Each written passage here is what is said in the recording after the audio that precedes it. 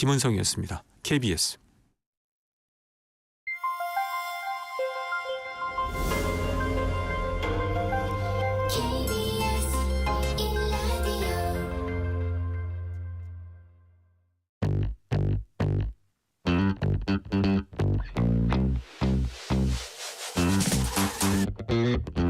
KBS 1라디오 KBS 1라디오 뉴스레터 K.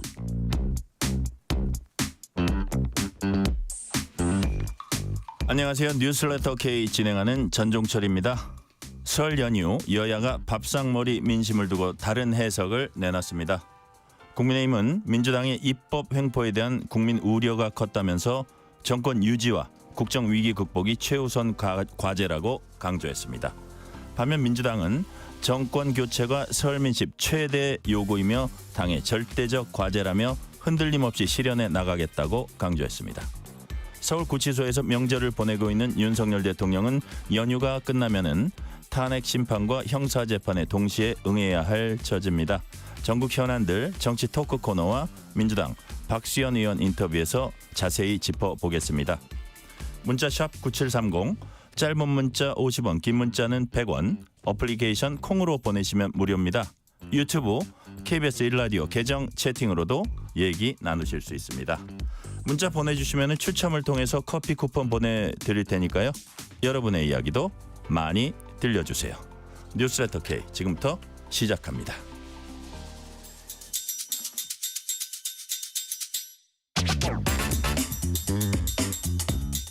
뉴스레터 K 정치 토크 윤주진 시사평론가, 김수민 시사평론가 나오셨습니다. 어서 오세요. 네, 안녕하세요. 네, 반갑습니다. 자, 여야 설 연휴 기간 여론추이를 세심히 청취했습니다. 평가는 제각각인 듯합니다. 먼저 민주당 입장 김민석 최고위원 말로 들어보시겠습니다. 또의 사회적 긴장과 갈등을 완화해야 할 민주당의 성숙하고 신중한 언행에 대한 요구도 많았습니다.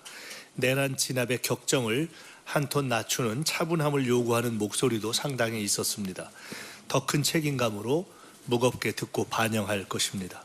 여론조사상으로나 또는 현장의 민심상으로나 윤석열 파면 민심은 대세지만은 그러나 그 결과를 낙관하고 긴장을 놓을 수는 없는 정치적 환경이 지속되고 있습니다. 윤석열 파면이 확정되지 않은 상황에서 당장 조기 대선 준비를 시작할 수도 없는 상황임을 당원과 국민 모두가 이해해 주실 것으로 생각합니다. 자, 김수민 평론가님, 파면 민심은 대세지만 긴장을 놓을 수 없는 정치 환경이 조성되고 있다. 민주당 기본적으로는 이제 정권 교체 이거를 기본 베이스로 깔고 있고요.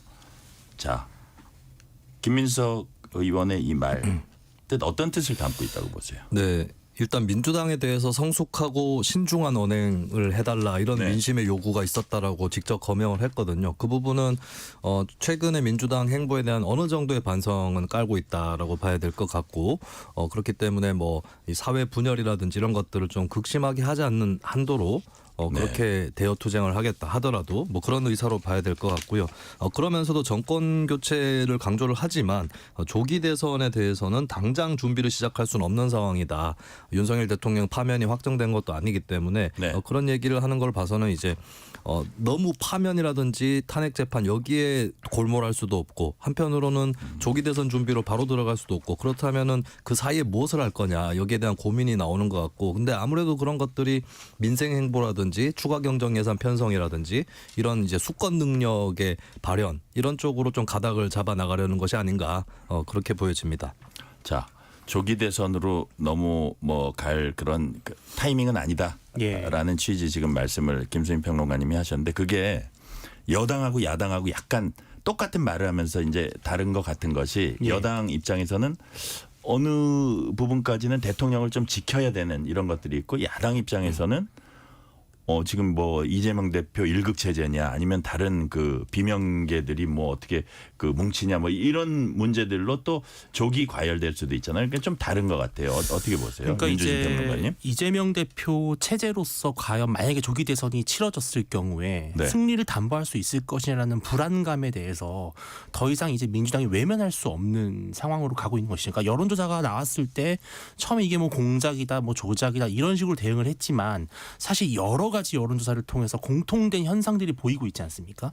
그것에 더 이상 계속 외면할 수만은 없는 상황에서는 그렇다면 민주당도 다시 전열을 재정비해야 되는데 사실 오늘 김민석 최고위원이 예를 들어서 네. 뭐 파면의 민심은 대세지만 뭐 이런 식의 어떤 뭐뭐하지만 이렇다, 뭐 이렇지만 저렇다 이런 어법을 보면 네. 뭔가 민주당 내부에서도 이 지금 현재 상황에 대한 판단과 전략 수립에 통일성이 없는 상황인 것 같아요. 그러니까 좀 우왕좌왕하고 있고 어떻게 보면은 지금 현재 민주당에 대한 실망감이 더 커질 수 있다라는 불안감과 초조함이 좀 많이 엿보이는 상황인 것 말 같아요. 한마디 한마디를 되게 오늘 김민석 의원도 조심하는 듯한 느낌 받았거든요. 그리고 저는 사실 네. 좀 더 정확히 말씀을 드리면은 이재명 대표가 당의 대표로서 당을 이끌고 있는 상황에서 뭔가 뭐랄까요 무슨 친명계 좌장 같은 역할로 이제 김민석 최고위원이 이런 식으로 상황 진단을 하는 것도 어떻게 보면 좀 이재명 대표가 미처 직접 말하지 못하는 것을 대신한다라는 그런 느낌도 지울 수가 없거든요. 그래서 민주당이 지금 현재 윤석열 대통령 처음에 이제 계엄 선포 당시 직후에는 뭐 민심이 워낙에 이제 흉흉했지만 점차 시간이 지날수록 팽팽하게 다시 대립하는 국면에서는 당연히 민주당도 이제 내부적으로는 고민이 좀 깊어질 수밖에 없고 특히 비명계 인사들의 결집 이러한 것들도 배제할 수 없기 때문에 아마도 좀 고민이 깊지 않나 그런 깊은 고민이 오늘 발언에 충분히 좀 녹여져 있었다 이렇게 보입니다. 자, 국민의힘 입장은 권성동 원내대표 발언으로 들어보시겠습니다.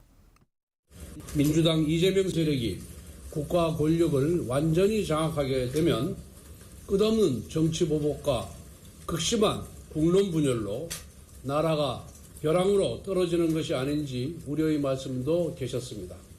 아울러 국민의힘이 지난 3년간 집권 여당으로서 제 역할을 다하지 못했다는 질책의 말씀도 많이 주셨습니다. 국민의힘은 민생 안정을 최우선 목표로 두고 국민들의 먹고 사는 걱정을 덜어드리고 작금의 국정 위기를 극복하는 데 최선을 다하겠습니다. 그리고 탄핵 폭주, 특검 겁박, 방송 장악, 카톡 검열, 여론조사 통제 등의 입법 독재를 서슴지 않는 민주당 이재명 세력에 단호하게 맞서 싸우면서 대한민국을 지켜내겠습니다.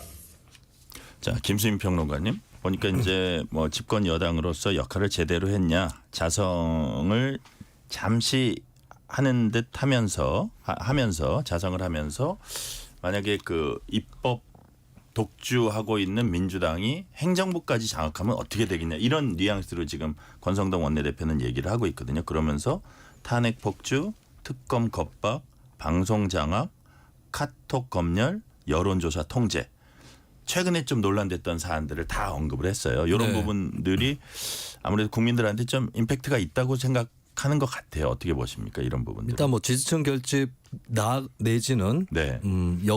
야당 견제 심리를 좀 북돋으려고 하는 노력인 것 같고 근데 입법 독재라고 얘기를 했는데 민주당이 지금까지도 법안을 통과를 국회에서 시키면은 윤석열 대통령의 거부권을 거의 다 행사를 해왔죠. 이태원 특별법만 하나 이제 절충을 해서 통과를 시켰고 그리고 윤 대통령 탄핵 소추로 이제 직무정지가 된 이후에도 한덕수 국무총리나 최상무 부총리 다 거부권을 행사를 해왔거든요. 이것을 굉장히 좀 과장해서 얘기를 하고 있다.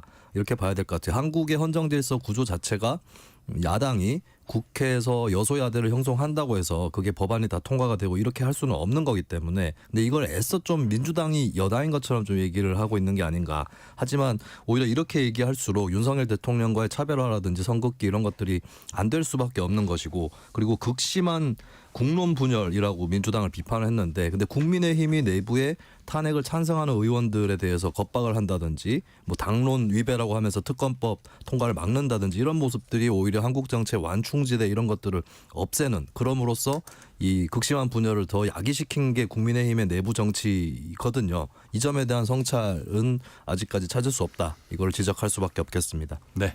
자, 윤주진 평론가님, 예. 김수인 평론가님은 어떤 분열을 조장하는 게 여당의 책임이 더 큰 게 아니냐 예. 이런 반론이 있을 수 있다는 말씀하셨는데 여기 한 5가지 정도를 예. 그 민주당의 뭐 독주라 할까요? 조금 더 세게 얘기하면 폭주라 할까요? 탄핵 폭주, 특검 압박, 방송 장악, 카톡 검열, 여론조사 네. 통제.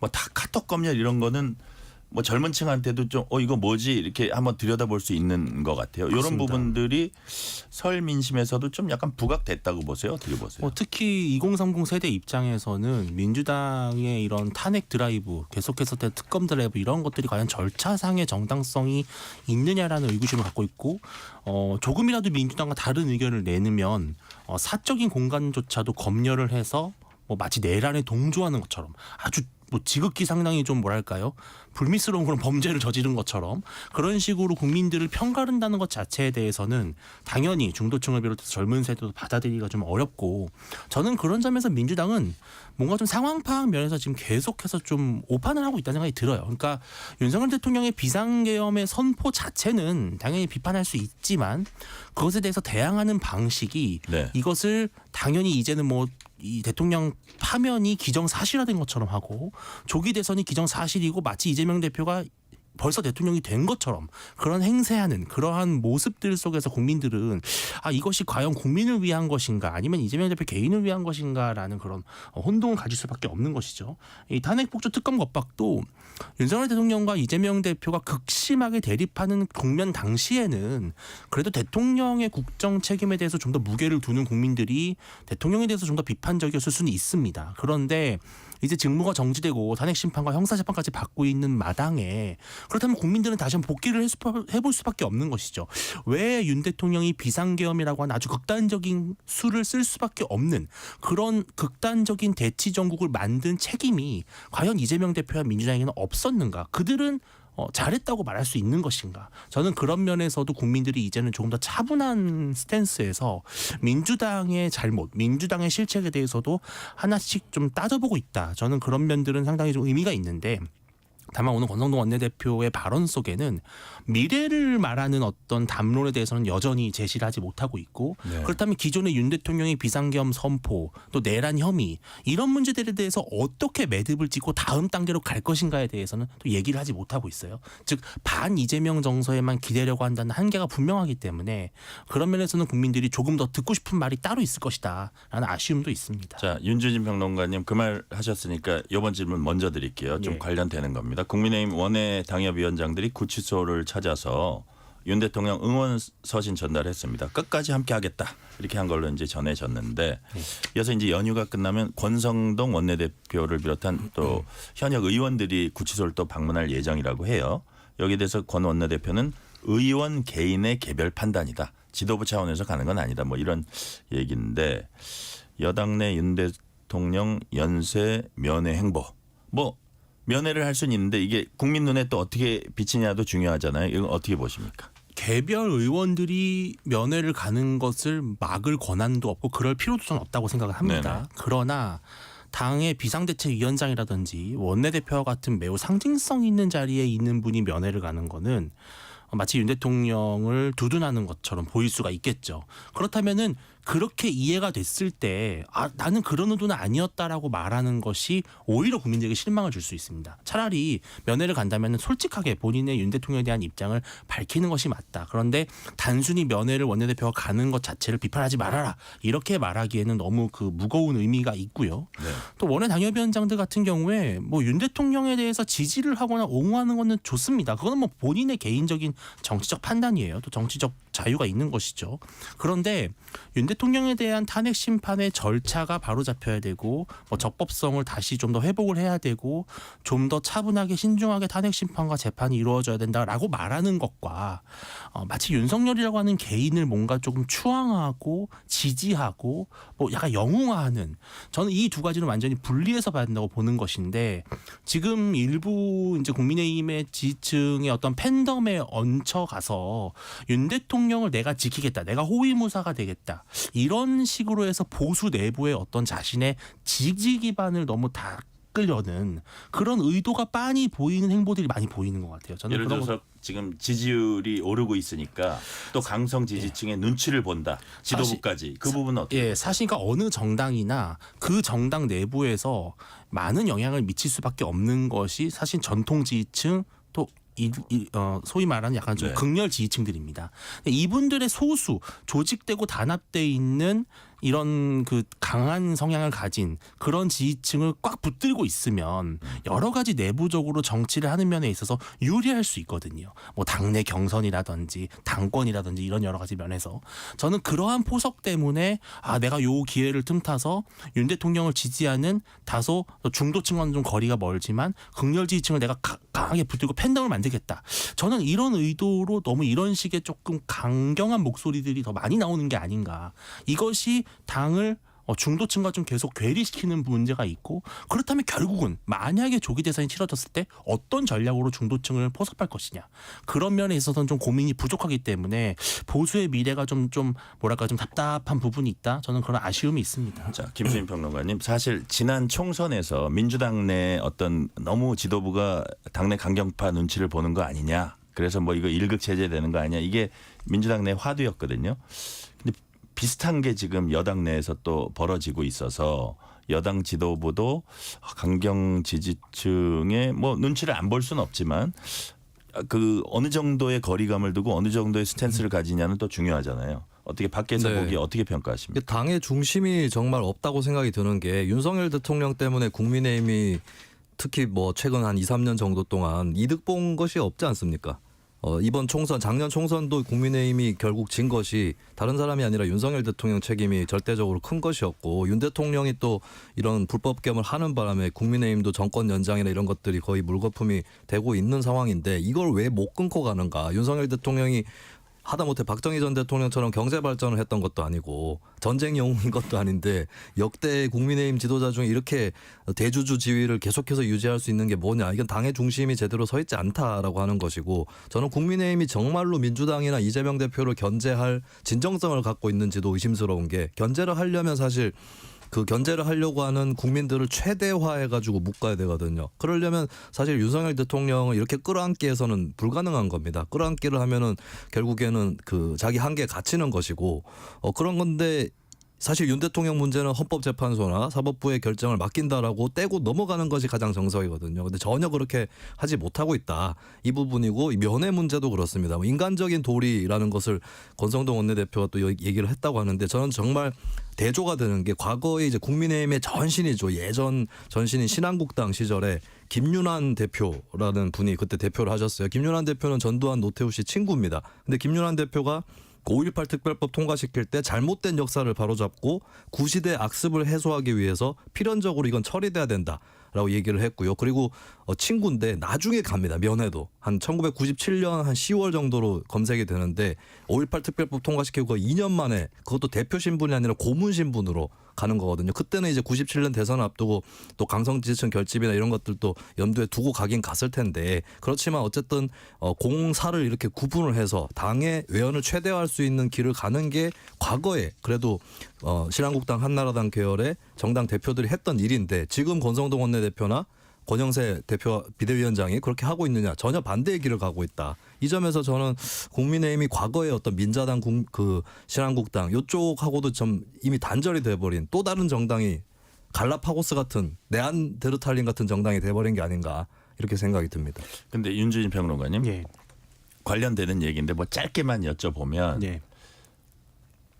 어쨌든 헌재 심판이 나오지도 않았고 재판도 아직 1심도 시작되지 않았는데 너무 빨리 이거를 상대 당의 어떤 규정 짓기 뭐 딱지 붙이기라는 표현을 쓴 분들도 있는데 네. 거기에 너무 그냥 스스로 넘어갈 수는 없다. 우리는 첫 번째 그 7년 전 탄핵의 어떤 경험이 있다. 이런 얘기들 많이 하거든요. 그런 것도 영향이 있을까요? 저는 절반적으로는 그 말씀이 맞다고 생각이 드는 것이 이번 탄핵 국면에서는 민주당이 딱 제시하는 프레임, 민주당이 정의한 어떤 혐의라든지 이러한 것들에 속수무책으로 끌려가지 않고 특히 국민들이 윤석열 대통령에 대한 심판과 별개로 다음 대선 혹은 다음 권력이 민주당으로 가는 것이 맞느냐라고는 의구심을 가진 분들에 대해서는 적절하게 좀 호소를 하고 있다고 있다고 생각을 합니다. 저는 그리고 재판이라든지 탄핵 심판은 어떠한 경우든 어떠한 심판이든 어떠한 재판이든 공정해야 하는 것이고 또 시간에 쫓기듯 마치 답을 정해놓은 것처럼 그런 식의 재판이 된다면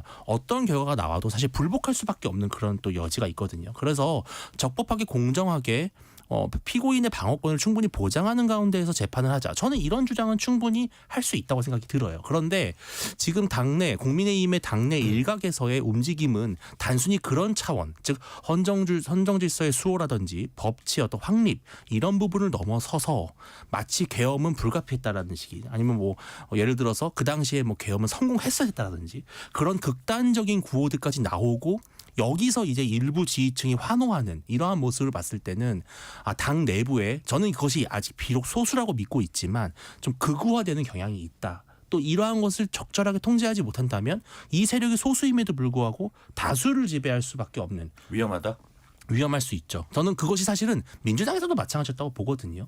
다수의 민주당 지지자들은 그런 친명 일극 체제에 대해서 분명한 불안감이 있고 비판의식이 있습니다. 그러나 조직된 소수에게 이게 이제 가려지는 것이거든요. 저는 지금 국민의힘 내부에서도 그러한 움직임 매우 우려할 만한 수준이기 때문에 당 지도부가 이런 부분에 있어서는 좀 더 미래지향적으로 판단했으면 좋겠다 하는 아쉬움이 있습니다. 자, 지금 말씀 중에 방어권 보장 말씀이 있었는데 윤석열 대통령이 연휴 이후 다음 주부터는 법원에서 내란죄 재판, 헌법재판소 탄핵 심판 동시에 받게 됩니다. 현재 탄핵 심판도 뭐 일주일에 2번씩 하면 나름 빽빽한 일정인데 형사 재판까지 받게 되면 더 빡빡해질 겁니다. 그래서 좀 방어권 차원에서 김수민 평론가님 이걸 좀 방어권 행사에 차질을 빚을 거다. 이게 이제 여권, 여당, 변호인단의 주장이거든요. 좀 일정을 조정해 줄 필요가 있을까요? 뭐 지금 나오는 얘기는 일단 헌재에서 집중 심리를 하고 있고 주 2회에 출석을 하고 있잖아요. 네. 여기에 내란 법정까지 합쳐지면 주 3회 출석 법정이나 헌재 출석하는 게 주 3회가 될 것 거기다 같은데 이제 자택도 아니고 자택이나 관저도 아니고 여하튼 구치소에서 왔다 갔다 해야 되는. 예. 근데 필요하면 일단 헌재의 집중 심리라는 건 불가피한 것이고 뭐 집중 심리를 하고 나서도 미진한 게 있으면 그거는 재판의 기간 자체를 늘려서 해결할 일인 거죠. 네. 그렇다고 해서 헌재에서 심리를 하고 있으니까 형사법정은 중단돼야 된다. 이 논리를 펴는 것도 어렵다. 그리고 윤 대통령 입장에서 이게 아주 어려운 것은 아닌 게 주 3회 출석을 한다고 해도 지금 대통령 직무 수행 중이 아니잖아요. 이재명 대표 같은 경우도 주 3회 출석을 하곤 했는데 뭐 여당 대표고 하지만 국회의원이지만 그래도 주 3회 출석을 해라라고 얘기를 했고 중간에 이제 선거 때 좀 빠지니까 법원에서는 강제 구인할 수도 있다라고 경고까지 했거든요. 이게 이제 법 앞에 평등이라는 것이고 윤 대통령도 예외는 아니다. 그리고 현재 직무 정지 중이기 때문에 시간이 있을 것이고 그다음에 이게 여러 가지 사건이 아니기 때문에 헌재에서 했던 얘기를 또 법원에 가서 해도 되고 이런 수준일 거란 말이죠. 이런 걸 감안했을 때는 주 3회 출석이 그렇게 과연 굉장히 어려울까? 이거는 의문이고 그리고 헌법재판도 뭐 2월 아니면 3월 정도에 끝이 날 텐데 그 이후에는 이제 형사법정의 좀 본격화 이런 것들도 방어권 보장을 받으면서 할 수 있지 않을까 싶습니다. 자, 윤주진 평론가님. 예. 박근혜 전 대통령 때는 헌재 심판부터 먼저 했었죠? 그렇습니다. 왜냐하면 현직 대통령에 대해서 내란 혐의가 아니면 형사 소추가 불가능하기 때문에 박 대통령 같은 경우는 내란 혐의를 저지른 것은 아니었거든요. 그렇기 때문에 먼저 탄핵 심판이 이루어졌고 이제 민간인 신분으로 돌아간 이후에 이제 형사상의 이제 재판을 받게 된 것인데요. 저는 그런데 지금 국민들이 가장 궁금해하는 것, 또 가장 국민들이 중요하다고 생각하는 것은 결국은 윤 대통령이 임기를 계속 이어갈 수 있는 것이냐 아니면은 파면 결정을 통해서 어쨌든 직무가 완전히 정지되고 새로운 대통령을 선출할 것이냐 저는 이게 가장 중요한 문제라고 보거든요. 이게 선결 과제이고 윤 대통령에 대한 내란 혐의 재판 같은 경우는 더 차분하게 긴 호흡으로 갈 수 있는 것이다. 저는 그래서 피고인의 방어권 차원 저는 주 3회 재판 출석이라는 게 단순히 뭐 재판을 나갔다 들어오는 정도의 수준이 아니라 가기 전날 정도의 뭐 여러 가지 시나리오에 대해서 공부도 해야 되고 진술에 대해서도 충분한 고민이 필요하고 또 자료 조사도 필요하고요. 그렇기 때문에 저는 그 재판부가 내란 혐의 1심 재판부가 1심 재판에 대해서는 속도를 어느 정도는 좀 천천히 가져가면서 일단은 헌법재판소의 탄핵 심판에 조금 더 집중할 수 있도록 배려하는 것이 오히려 국민의 부름에도 부합하는 것이고 또 지금 가장 중요한 문제를 처리하는 데 있어서 순서에 맞다 이렇게 말씀드리고 싶습니다. 자, 국민의힘은 윤석열 대통령 탄핵 심판을 심리 중인 헌법재판소 재판관들의 편향성 문제를 제기하고 나섰습니다. 자, 특히 이재명 대표와의 관계를 들어서 문영배 헌법재판소장 권한대행, 거기다 나경원 의원은 문영배 권한대행 플러스 이미선 정계선 재판관까지 손을 떼고 회피하는 게 최소한의 윤리적 양심 지키는 일이라고 추정을 했습니다. 김수인 평론가님, 네. 민주당에선 헌재에 대한 노골적 압박이다 라고 비난했습니다. 동의하십니까?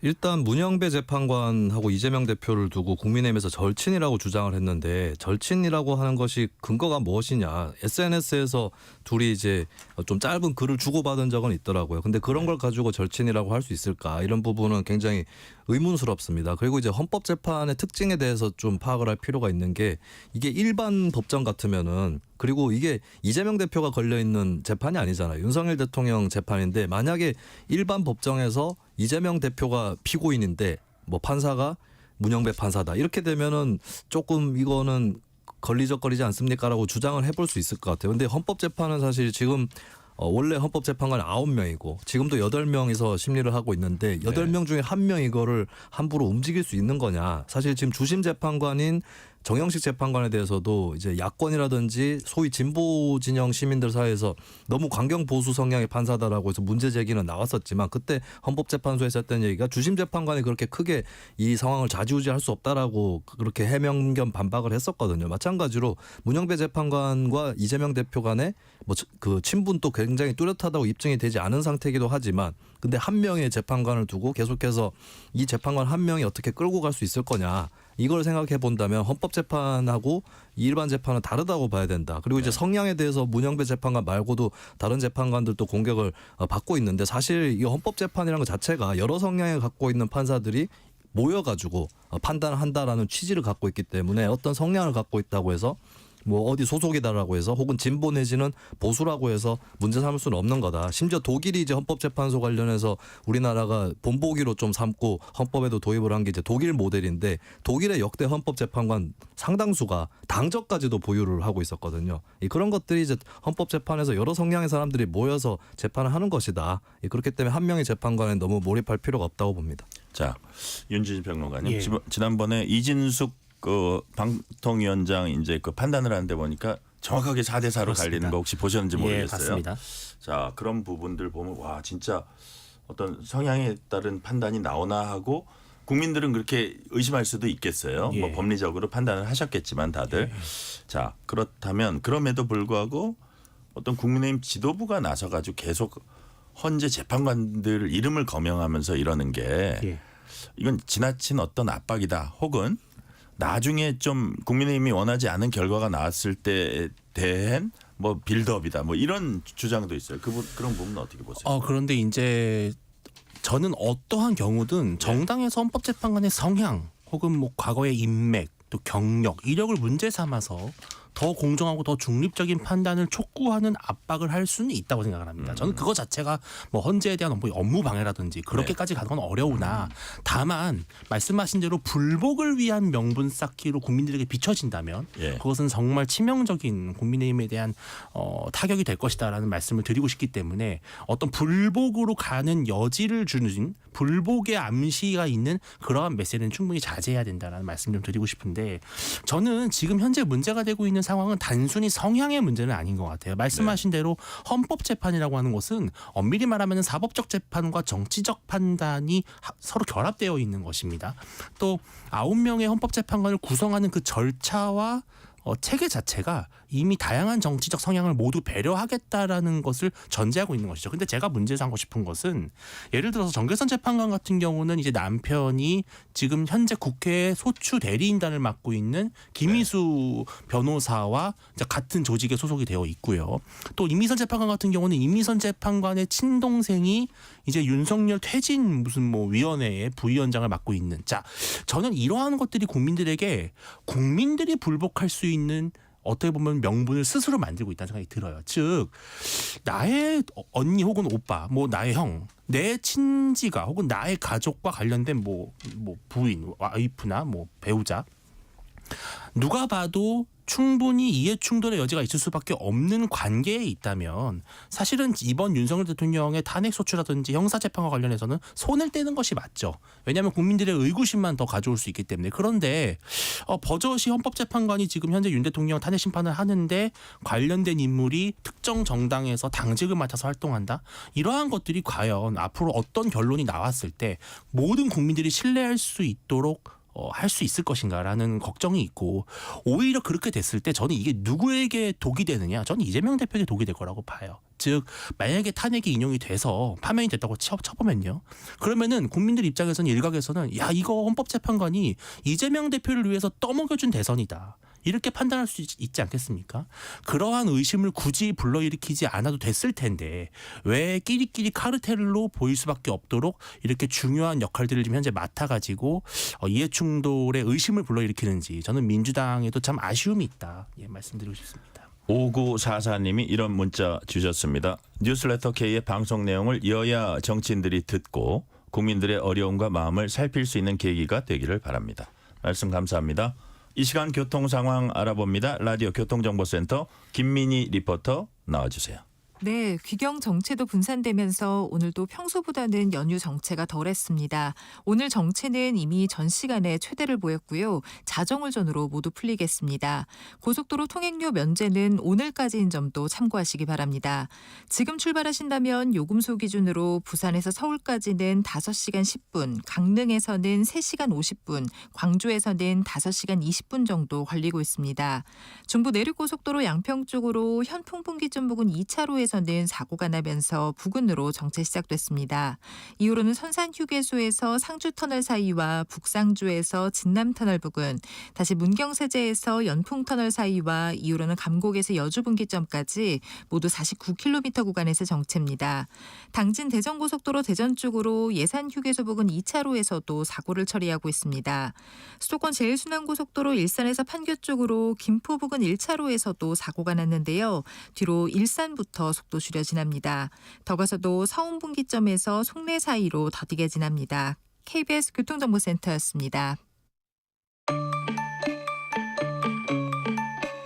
퇴근길, 당신과 함께 읽는 세상 이야기. KBS 1라디오 뉴스레터 K.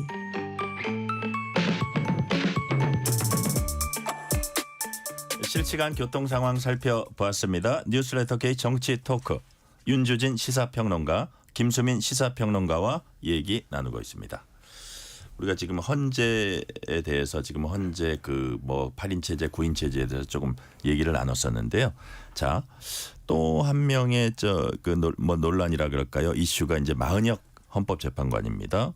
다음 달 3일에 헌법재판소가 최상목 권한대행이 마은혁 헌법재판관 임명하지 않은 게 위헌인지 결론 내기로 한데 대해서도 뭐 이렇게 빨리 내냐 뭐 이런 식으로 여당에서는 이제 반발이 나오고 있나 봐요.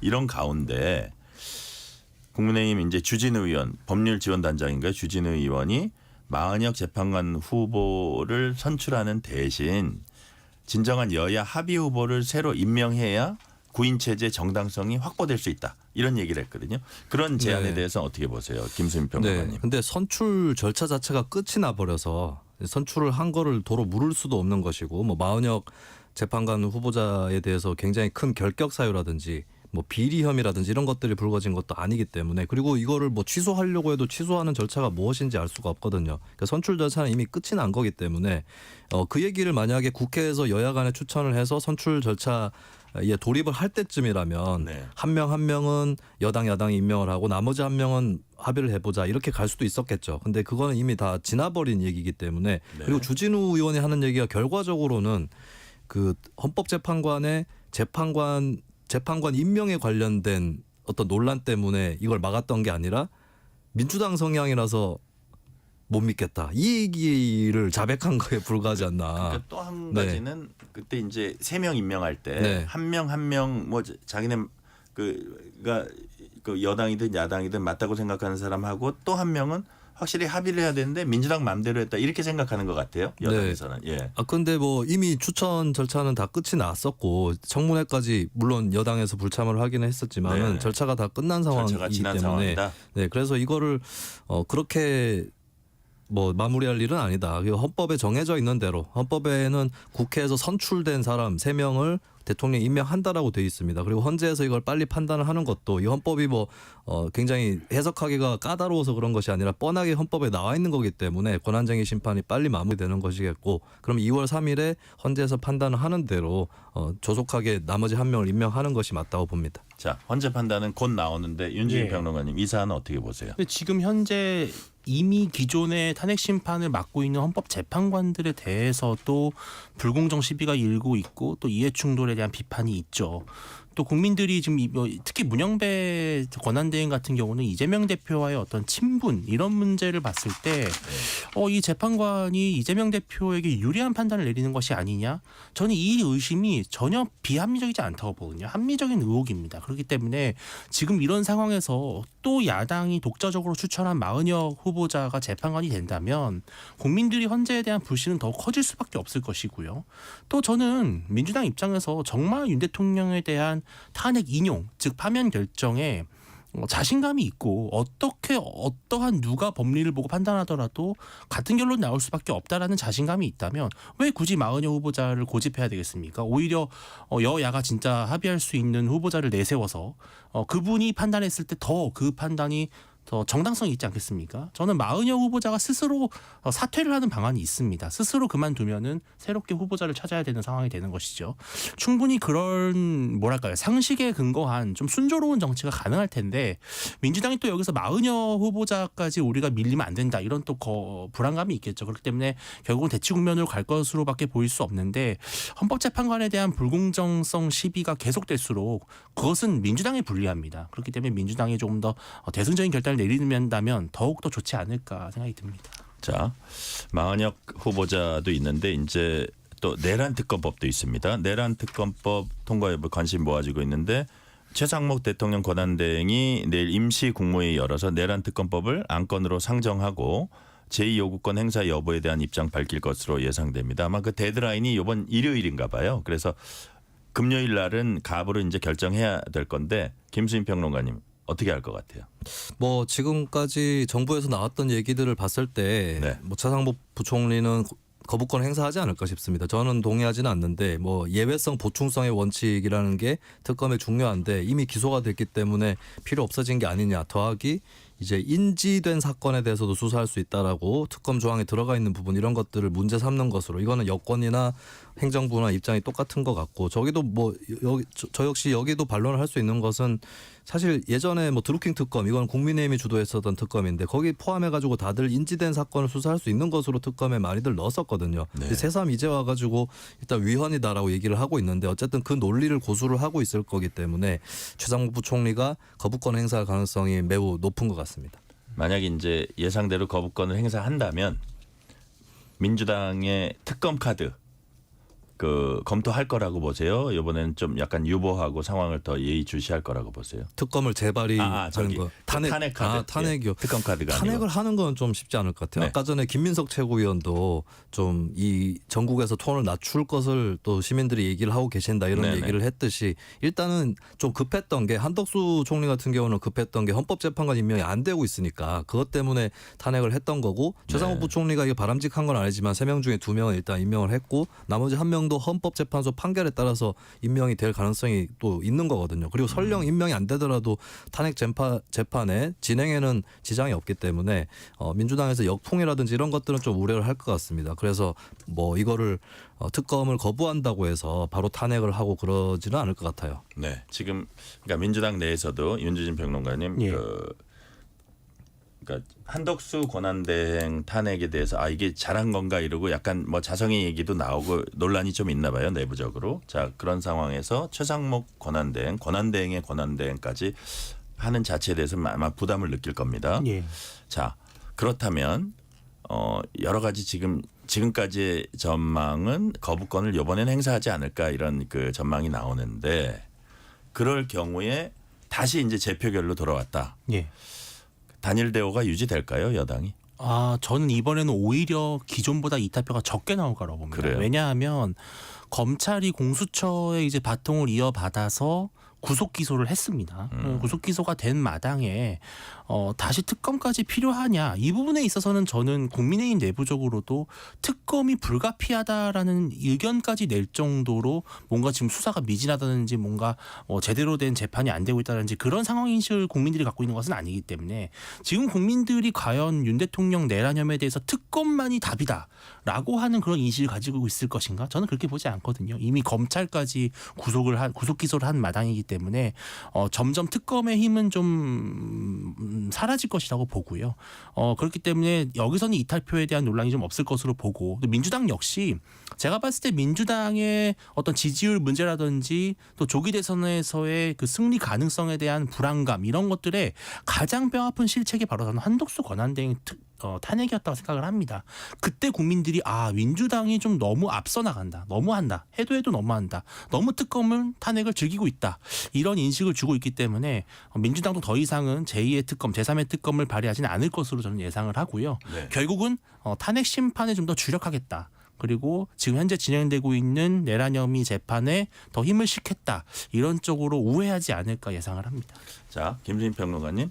반면에 민주당에선 사실 그 윤석열 대통령 직접 조사를 못하고 구속 기소했으니까 특검을 해서 필요한 부분은 직접 조사해다 이런 논리가 좀 있는 것 같아요. 네, 일단 이건 없어졌죠. 사실 기소하기 전에 수사기관들이 뒤엉켜 있는 걸 좀 정리를 해가지고 네. 그다음에 기소를 해서 공소유지를 하자. 요 차원에서 특검의 설득력이 컸었는데 그 부분은 일단 윤 대통령이 기소가 돼버렸기 때문에 네네. 특검이 출범을 한다 해도 공소유지만 하게 되는 그런 특검이 되는 것 같아요. 근데 남아있는 아직까지 기소가 안 된 부분들이 또 있습니다. 검찰, 경찰에서 수사를 하고 있는 국무위원들에 대한 수사도 현재 남아있고 그리고 외환 관련 죄도 이게 수사 여지가 없지는 않거든요. 공수처에서도 또 들여다보는 것으로 그렇게 나와 있는데 근데 또 한편 생각해 보면은 지금까지 수사기관들이 해왔던 것들을 보면 네. 경찰이나 검찰이나 공수처나 어떤 뭐 법적인 넌센스라든지 혹은 뭐 하다가 실수한 부분 이런 것들은 있었을지라도 일부러 좀 수사를 잘 못한다거나 이런 거는 별로 없었던 것 같거든요. 그런 의미에서는 만약에 추가로 수사를 해야 될 사안이 나온다고 해도 그냥 그 기관들에 맡겨놔도 되지 않을까 뭐 이런 생각도 한편으로는 들 수 있는 대목이겠습니다. 네. 자, 이번에 민주당으로 가볼게요. 어저께 뭐 친문 적자라고도 지목되는 김경수 전 경남지사가 치욕스러워하며 민주당을 떠난 분들에게 사과하라면서 사실상 이재명 대표를 향해서 이제 요구를 했고요. 오늘 이재명 대표가 본래 이제 예정된 일정이었지만 경남 양산을 찾아가서 문재인 전 대통령 예방했더니 문 전 대통령이 통합과 포용 행보가 갈등을 치유할 것이다. 뭐 어떻게 보면 저 김경수 전 지사 얘기하고 일맥상통한 얘기를 해서 이재명 대표가 크게 공감한다. 그런 행보 하겠다 이렇게 화답을 했습니다. 이런 부분들은 어떻게 파악을 하십니까? 네, 일단 뭐 문재인 전 대통령하고 이재명 대표 간에 뭐 정면적인 어떤 대결이나 신경전 이런 것들은 앞으로 없을 것이라고 보여지고, 그러니까 문재인 전 대통령도 뭐 김경수 전 지사한테 힘을 실어준다기보다는 이재명 대표가 일단은 통합 행보를 보여서 당을 잘 단합시켜라라고 하는 뭐 그런 주문이라고 보여져요. 그런 의미에서 정면 대결은 없을 텐데, 네, 이게 전 현직 간의 어떤 뭐 갈등은 없을 거다라는 거고, 근데 네. 현재의 대선을 놓고 경쟁을 하는 당내 친명 비명. 그렇죠. 여기서는 일단은 경쟁이라든지 앞으로 어느 정도의 갈등은 있을 수 있다라고 하는 거고, 일단 김경수 전 지사는 당을 떠난 사람들이라는 표현을 썼거든요. 근데 사실 민주당 내에 뭐 남아있는 비명계도 상당히 많은데 당을 네. 떠난 사람들이라고 표현을 한 거는 아무래도 구체적으로 얘기하면 이제 새미래민주당이랄까요? 이런 쪽에 과연 어떤 재통합이랄까? 이런 것들을 해야 된다. 근데 이재명 대표에 대해서 그거를 할 수 있겠느냐라고 하는 그런 의문의 카드를 던지면서 본인이 그걸 할 수 있다. 약간 그런 것들을 어필하려는 목적이 아닌가, 그렇게 좀 해석을 해봅니다. 네. 자, 근데 예. 윤지진 평론가님, 그 여권에서 또 이런 얘기도 나오는 것 같아요. 그 문 대통령의 통합 포용 행보, 뭐 지금 민주당의 상황을 잘 이끌어 가라는 취지의 얘기긴 하지만 본인이 재임 때 갈라치기, 적폐청산 이걸로 일관했던 문 대통령이 이런 얘기하는 건 좀 생뚱맞다. 이런 얘기도 있어요. 문재인 대통령은 사실 그런 말씀을 할 자격이 좀 없다라는 비판을 들을 수밖에 없는 것이 본인이 이제 재임 시절에 조국 전 장관을 임명함으로써 온 국민을 두 쪽으로 갈라놨던 또 전례가 있었고 또 이른바 적폐청산이라고 하는 것을 내걸어서 거의 보수를 괴멸시키다시피 했던 그런 장본인이기 때문에 어떻게 보면 정치 보복에 있어서 가장 가혹했던 그런 대통령으로도 기억이 되고 있고요. 또 세 번째는 상당히 이념 중심적인 정치에 편향이 돼서 또 특히 반일 정서를 좀 편승한다든지 이러한 것들에 있어서는 사실 대통령으로서의 통합의 정치를 했느냐. 사실 그 당시에 문 대통령에 대해서 쏟았던 비판 중에 하나가 반쪽짜리 대통령. 반의 반쪽짜리 대통령이다 이런 표현까지 들을 정도로 좀 편향적이었고 좀 폐쇄적이고 배타적이었다라는 비판이 있죠.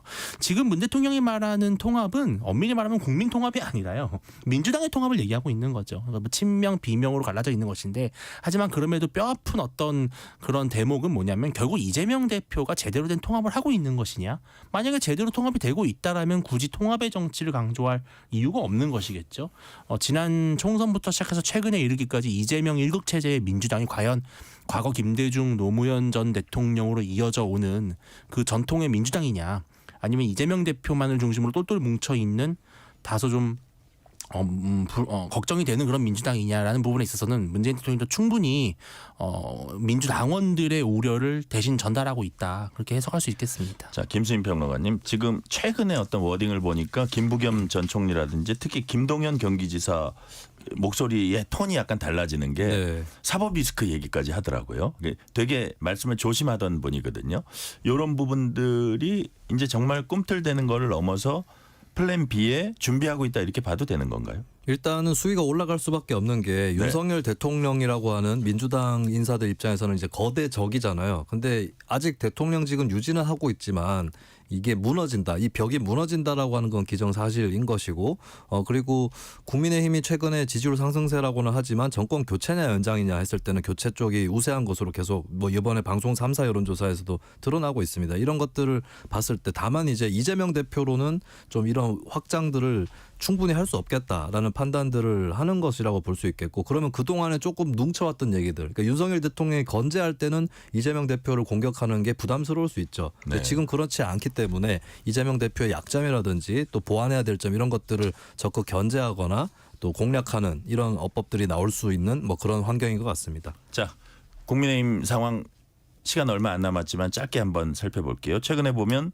김문수 고용노동부 장관이 여권 차기 유력 대선 후보로 뭐 지목이 되고 있습니다. 뭐 조사들을 통해서요. 네. 자, 이 부분은 일시적 상황이라고 보십니까? 아니면 의미 있는 상황이라고 보십니까? 윤재진 평론가님. 일시적인 상황이라고 봐야 될 겁니다. 여론조사들을 보면은 현재 보수층이 좀 과대 표집되고 있는 일관된 패턴이 나오고 있고요. 네.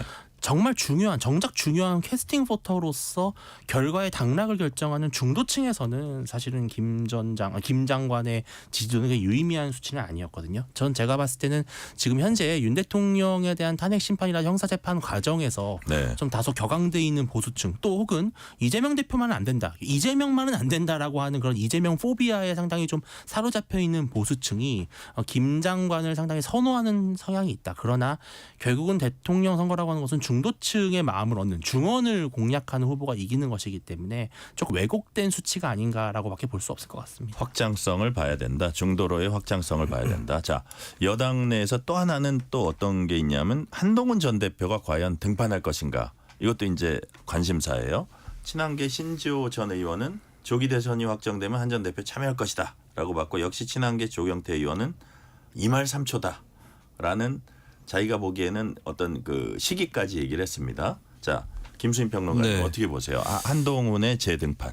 일단 보수층, 국민의힘 지지층에도 탄핵 찬성층이 있고 이들을 네. 대변할 수 있는 주자가 뚜렷하게 안 보이는 뭐 안철수 의원이 뜨는 것도 아니고 네. 그러면 한동훈 전 대표밖에는 이쪽에서는 답이 없지 않나. 결국에는 등판을 하게 될 거다. 본인의 공백이 길어지는 게 국민의힘이 탄핵 반대쪽으로 쏠려가는 데도 지장이 있을 거다. 이렇게 보여지고 나아가서 저는 신지호 전 의원이 조기 대선 경선이 김문수 대 한동훈의 대결이 될 거다. 라고 했는데 저도 좀 동감을 하는 바입니다. 그러니까 저는 김문수 현상도 실제 하고 있고 네. 쉽게 지지율이 안 내려갈 거라고 보거든요. 그러면 이제 약간 당의 스펙트럼의 중간에 있는 오세훈, 홍준표 이 광역단체장들보다는 당 내 스펙트럼을 봤을 때는 양 끝단에 있는 김문수 대 한동훈의 대결이 성사 가능성이 높지 않을까. 자, 네, 그렇게 봅니다. 홍준표 대구시장 뭐라 그랬냐면요.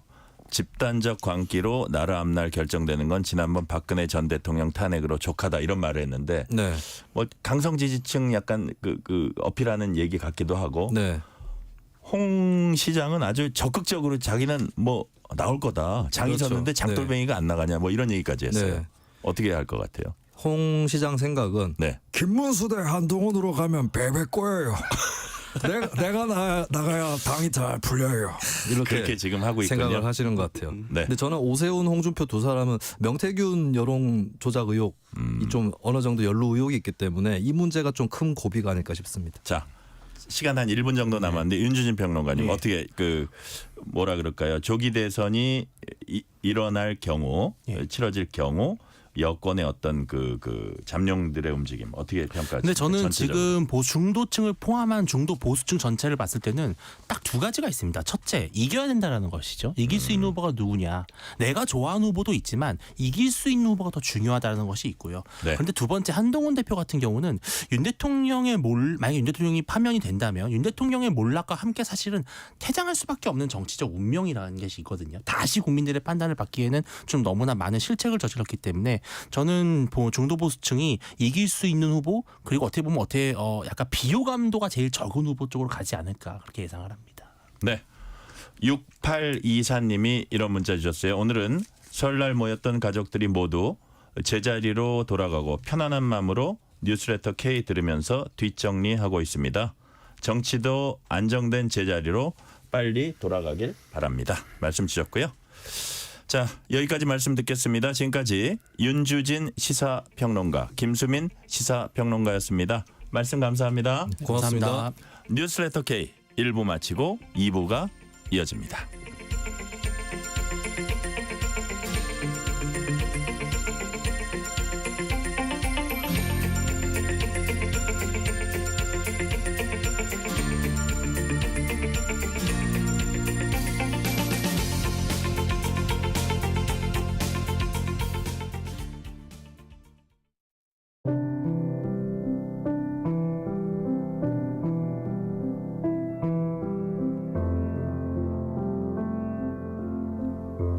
KBS 라디오 연중기회 희망충전 대한민국 623번째 이야기.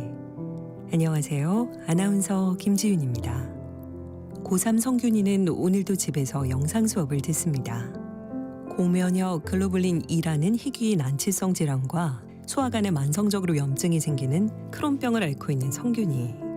일반 음식물을 섭취하면 몸에서 이상 염증 반응이 일어나 하루에도 수십 번 화장실을 가야만 하는데요.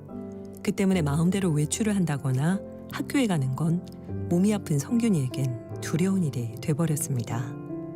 또 하나 더 안타까운 건 작년 말 안과 진료에서 망막 박리 진단을 받은 성균이. 급히 큰 병원을 찾아 왼쪽 눈 수술을 받았지만 시력 회복은 불가능하며 오른쪽 눈도 현재 망막 박리가 진행 중이라 세밀한 관찰이 필요하다는 소견을 들었습니다. 기약 없는 치료와 쌓여가는 병원비 걱정에 매일 밤 잠 못 이루는 성균이의 부모님. 성균이 가족의 용기와 희망을 잃지 않도록 여러분이 두 손을 꼭 잡아주세요.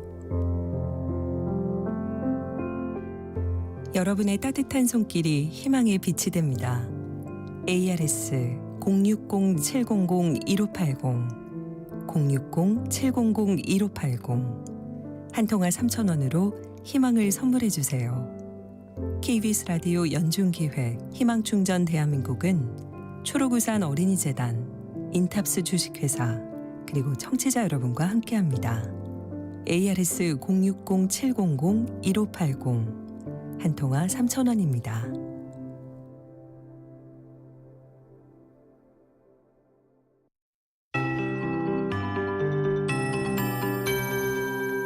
KBS 58분 날씨.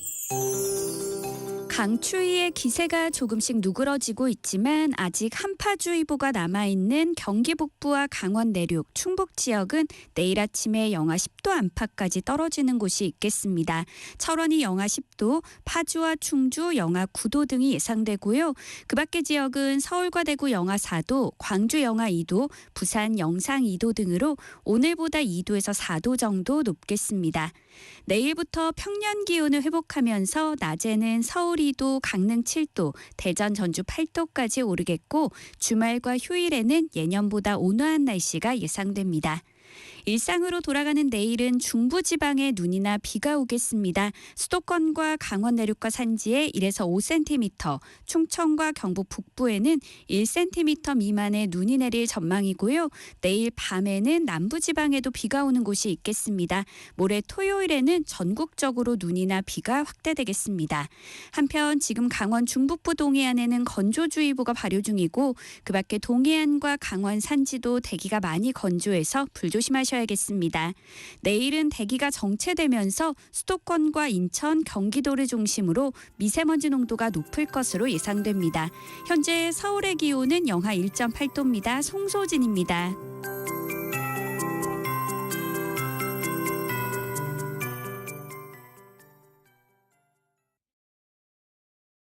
정성을 다하는 국민의 방송 KBS가 6시를 알려드립니다. AM 711kHz, FM 97.3MHz, KBS 1라디오입니다. HLKA.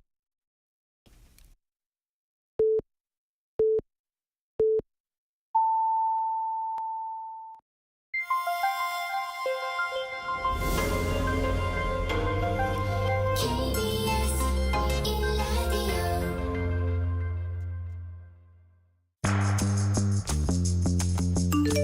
여러분은 지금 퇴근길 시사편지 한 장 KBS 1라디오 뉴스레터 K를 듣고 계십니다. 이 시각 라디오 정보센터 뉴스입니다. 미국 워싱턴 DC 인근 로널드 레이건 공항에 착륙하던 여객기가 현지 시각 29일 저녁 8시 50분쯤 군 헬기와 충돌한 뒤 인근 포토맥강에 추락했습니다. 사고 여객기는 아메리칸 항공 산하 PSA 항공의 소형 여객기로 승객과 승무원 64명이 탑승 중이었습니다. 최소 18명이 숨진 것으로 전해진 가운데 밤샘 구조 작업이 진행되고 있습니다. 김해공항 에어부산 항공기 화재 사고 조사에 항공기를 설계한 에어버스의 본사가 있는 프랑스 사고조사위원회도 참여했습니다. 사고조사위원회는 기내 선반 배터리 발화, 전기 합선 등 다양한 가능성을 열어놓고 화재 원인을 조사하기로 했습니다. 설 연휴 마지막 날인 오늘 오후 5시 기준 승용차로 각 도시 요금소에서 출발해 서울 요금소까지 걸리는 시간은 부산에서 5시간 10분, 광주에선 5시간, 대전에서 3시간 10분, 강릉에선 4시간이 걸릴 전망입니다. 미국 중앙은행인 연방준비제도가 트럼프 대통령의 금리 인하 압박 요구에도 올해 첫 통화정책회의에서 기준금리를 기존 4.25에서 4.5%로 동결했습니다. 미국 프로야구 김하성이 템파베이로 향합니다. MLB.com 등 현지 매체는 김하성이 아메리칸 리그 동부지구의 템파베이 레이스와 2년 총액 2,900만 달러, 약 420억 원의 계약을 체결했다고 보도했습니다. 지금까지 라디오 정보센터 뉴스 편유희였습니다.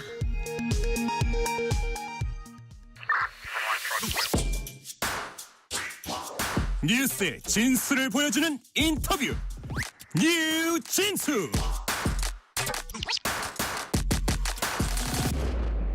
연휴가 마무리돼 가면서 정치권은 설 민심을 전하고 있습니다. 검찰이 현직 대통령을 구속 기소했고 헌재에선 대통령 탄핵 심판 절차가 진행되고 있습니다. 민주당 박수현 의원 전화 연결해서 설 민심 전해 듣고 전국 현안에 대한 얘기 들어봅니다. 박수현 의원님 안녕하세요. 네, 안녕하세요. 새해 복 많이 받으시기 바랍니다. 새해 건강하세요. 시간 감사합니다. 내주셔서 감사드립니다. 네. 자, 지금 전화하시는 곳이 지역구입니까? 그렇습니다. 네, 지역구에서 연휴 마지막 날인데 지난 주말부터 하면 거의 뭐 일주일 가까이 되는 그 기간인데 연휴 동안 지역구 많이 돌아다니셨어요? 예, 그동안에 연말 연초에 소위 네네. 그 비상계엄 사태 뭐 이런 것 때문에 사실 이제 비상대기 상황이 많이 있었잖아요. 서울에 그래서 오래 계셨군요. 예, 그렇습니다. 그래서 지역구를 잘 못 다녔는데 이번에 연휴도 이렇게 뭐 길고 그래서 하여튼 지역구를 좀 세세하게 좀 돌아봤고요. 저희 지역은 이제 충청남도 공주시 부여군 청양군 이 선거구인데 네네. 이곳에 그 전통시장 5군데 명절 대목장을 좀 세밀하게 5군데를 돌아봤어요. 예. 그 어느 때보다 많은 주민들을 만나고 또 상공인 자영업자들을 많이 만났습니다. 네. 네. 말씀하신 대로 이제 소통을 많이 하셨다고 하셨는데요. 이번 설 민심의 키워드 무엇일지 박수현 의원님, 지역 주민들에게 가장 많이 들었던 얘기 어떤 것이었습니까? 제가 많이 들었던 이야기를 좀 키워드로 물으셨으니까 네네. 정리를 해본다면 예. 2가지죠. 민주와 민생 이렇게 정리할 수 있겠습니다. 민주, 민생. 그렇습니다. 민주라고 하는 것은 지금 비상계엄으로 인해서 대한민국의 민주주의가 막 무너지고 있는 이런 현실에 우리가 닥쳐 있고요. 그래서 이 비상계엄과 이 내란을 확실히 종식해서 무너진 민주주의를 반드시 세워야 된다라고 하는 그런 말씀이시고요. 또 그렇게 민주주의를 회복하는 것, 그것이 바로 민생을 다시 일으키는 가장 빠른 지름길이다. 이런 2가지 말씀을 하셨거든요. 네. 그러면서 붙이는 것은 뭐냐면 윤석열 대통령에 대한 탄핵의 인용까지 정신 똑바로 차리고 일 잘해라 하는 말씀하셨고요. 그다음에 이 내란을 일으킨 공모 세력뿐만이 아니라 내란을 옹호하고 선전하는 세력에 대한 확실한 처리를 하라. 그다음에 지금 법원까지 공격한 충격을 국민이 안고 계신데요. 이 부분에 대해서도 뿌리를 완전히 잘 뽑아야 된다라는 당부가 계셨고, 그다음에 이제 민생과 관련해서 이제 특히 이제 추경 편성이 되는 거냐라고 네. 하는 그런 관심들을 많이 가지셨어요. 결론적으로 이번 아까 말씀드린 전통 시장 5군데 대목장을 돌아본 결과 왜 명절이 끝나면 이런 인터뷰할 때 보면 늘 그러지 않습니까? 역대 어느 때보다 가장 어려운 명절이었다 이렇게 입을 달고 말씀 많이 인터뷰를 하시죠. 하는데 네네. 그런데 진짜 이번 명절은 제 정치 인생 23년 중에 가장 최악으로 힘든 그런 민생이 어려운 그런 명절이었던 것 틀림없다고 생각합니다. 아, 그래요? 네네. 저 주민들 말씀도 그렇게 하시고 눈으로 확인해 보니까 민생이 참 어렵더라. 그런 말씀이시죠? 그렇습니다. 네.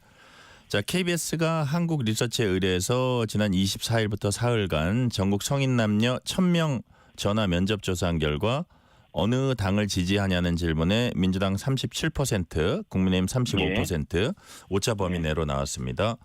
자세한 내용은 중앙여론조사심의위원회 홈페이지 참고하시면 됩니다.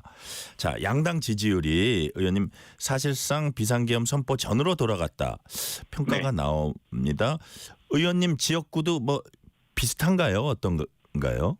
글쎄 뭐 이런 여론조사의 구체적 수치를 피부로 이제 느끼는 것은 좀 차이가 있는 것인데요. 네네. 그렇다 하더라도 이 여론조사의 흐름이라고 하는 것은 분명히 있는 것이니까 아전인수격으로 서로 해석하거나 이렇게 할 것 없이 국민들이 뜻을 잘 지켜보면 될 것이라고 생각하고요. 네. 물론 이제 언론의 분석을 보면 이제 어떤 현재 보수 과표집 현상이 있다거나 뭐 이런 것들도 있을 수 있지만 분명히 비상계엄을 지난 얼마 안 된 시점에는 민주당 지지율이 훨씬 높았잖아요, 지금보다. 네네. 그때는 또 진보 진영의 과표집이 있었어요, 분명히 그 숫자를 보면. 그러나 중요한 것은 이것이 이제 지금 현재는 조기 대선의 가능성까지 같이 맞물려서 네. 이 어떤 각 진영의 결집이 지금 일어나고 있는 그런 흐름 중에 있고 그러나 우리가 분명히 봐야 되는 것은 정치 성향이 이 중도 성향이라고 밝히는 응답자들의 이 흐름이 어떻게 되느냐라고 하는 것을 좀 볼 필요가 있다 이런 생각이 들고요.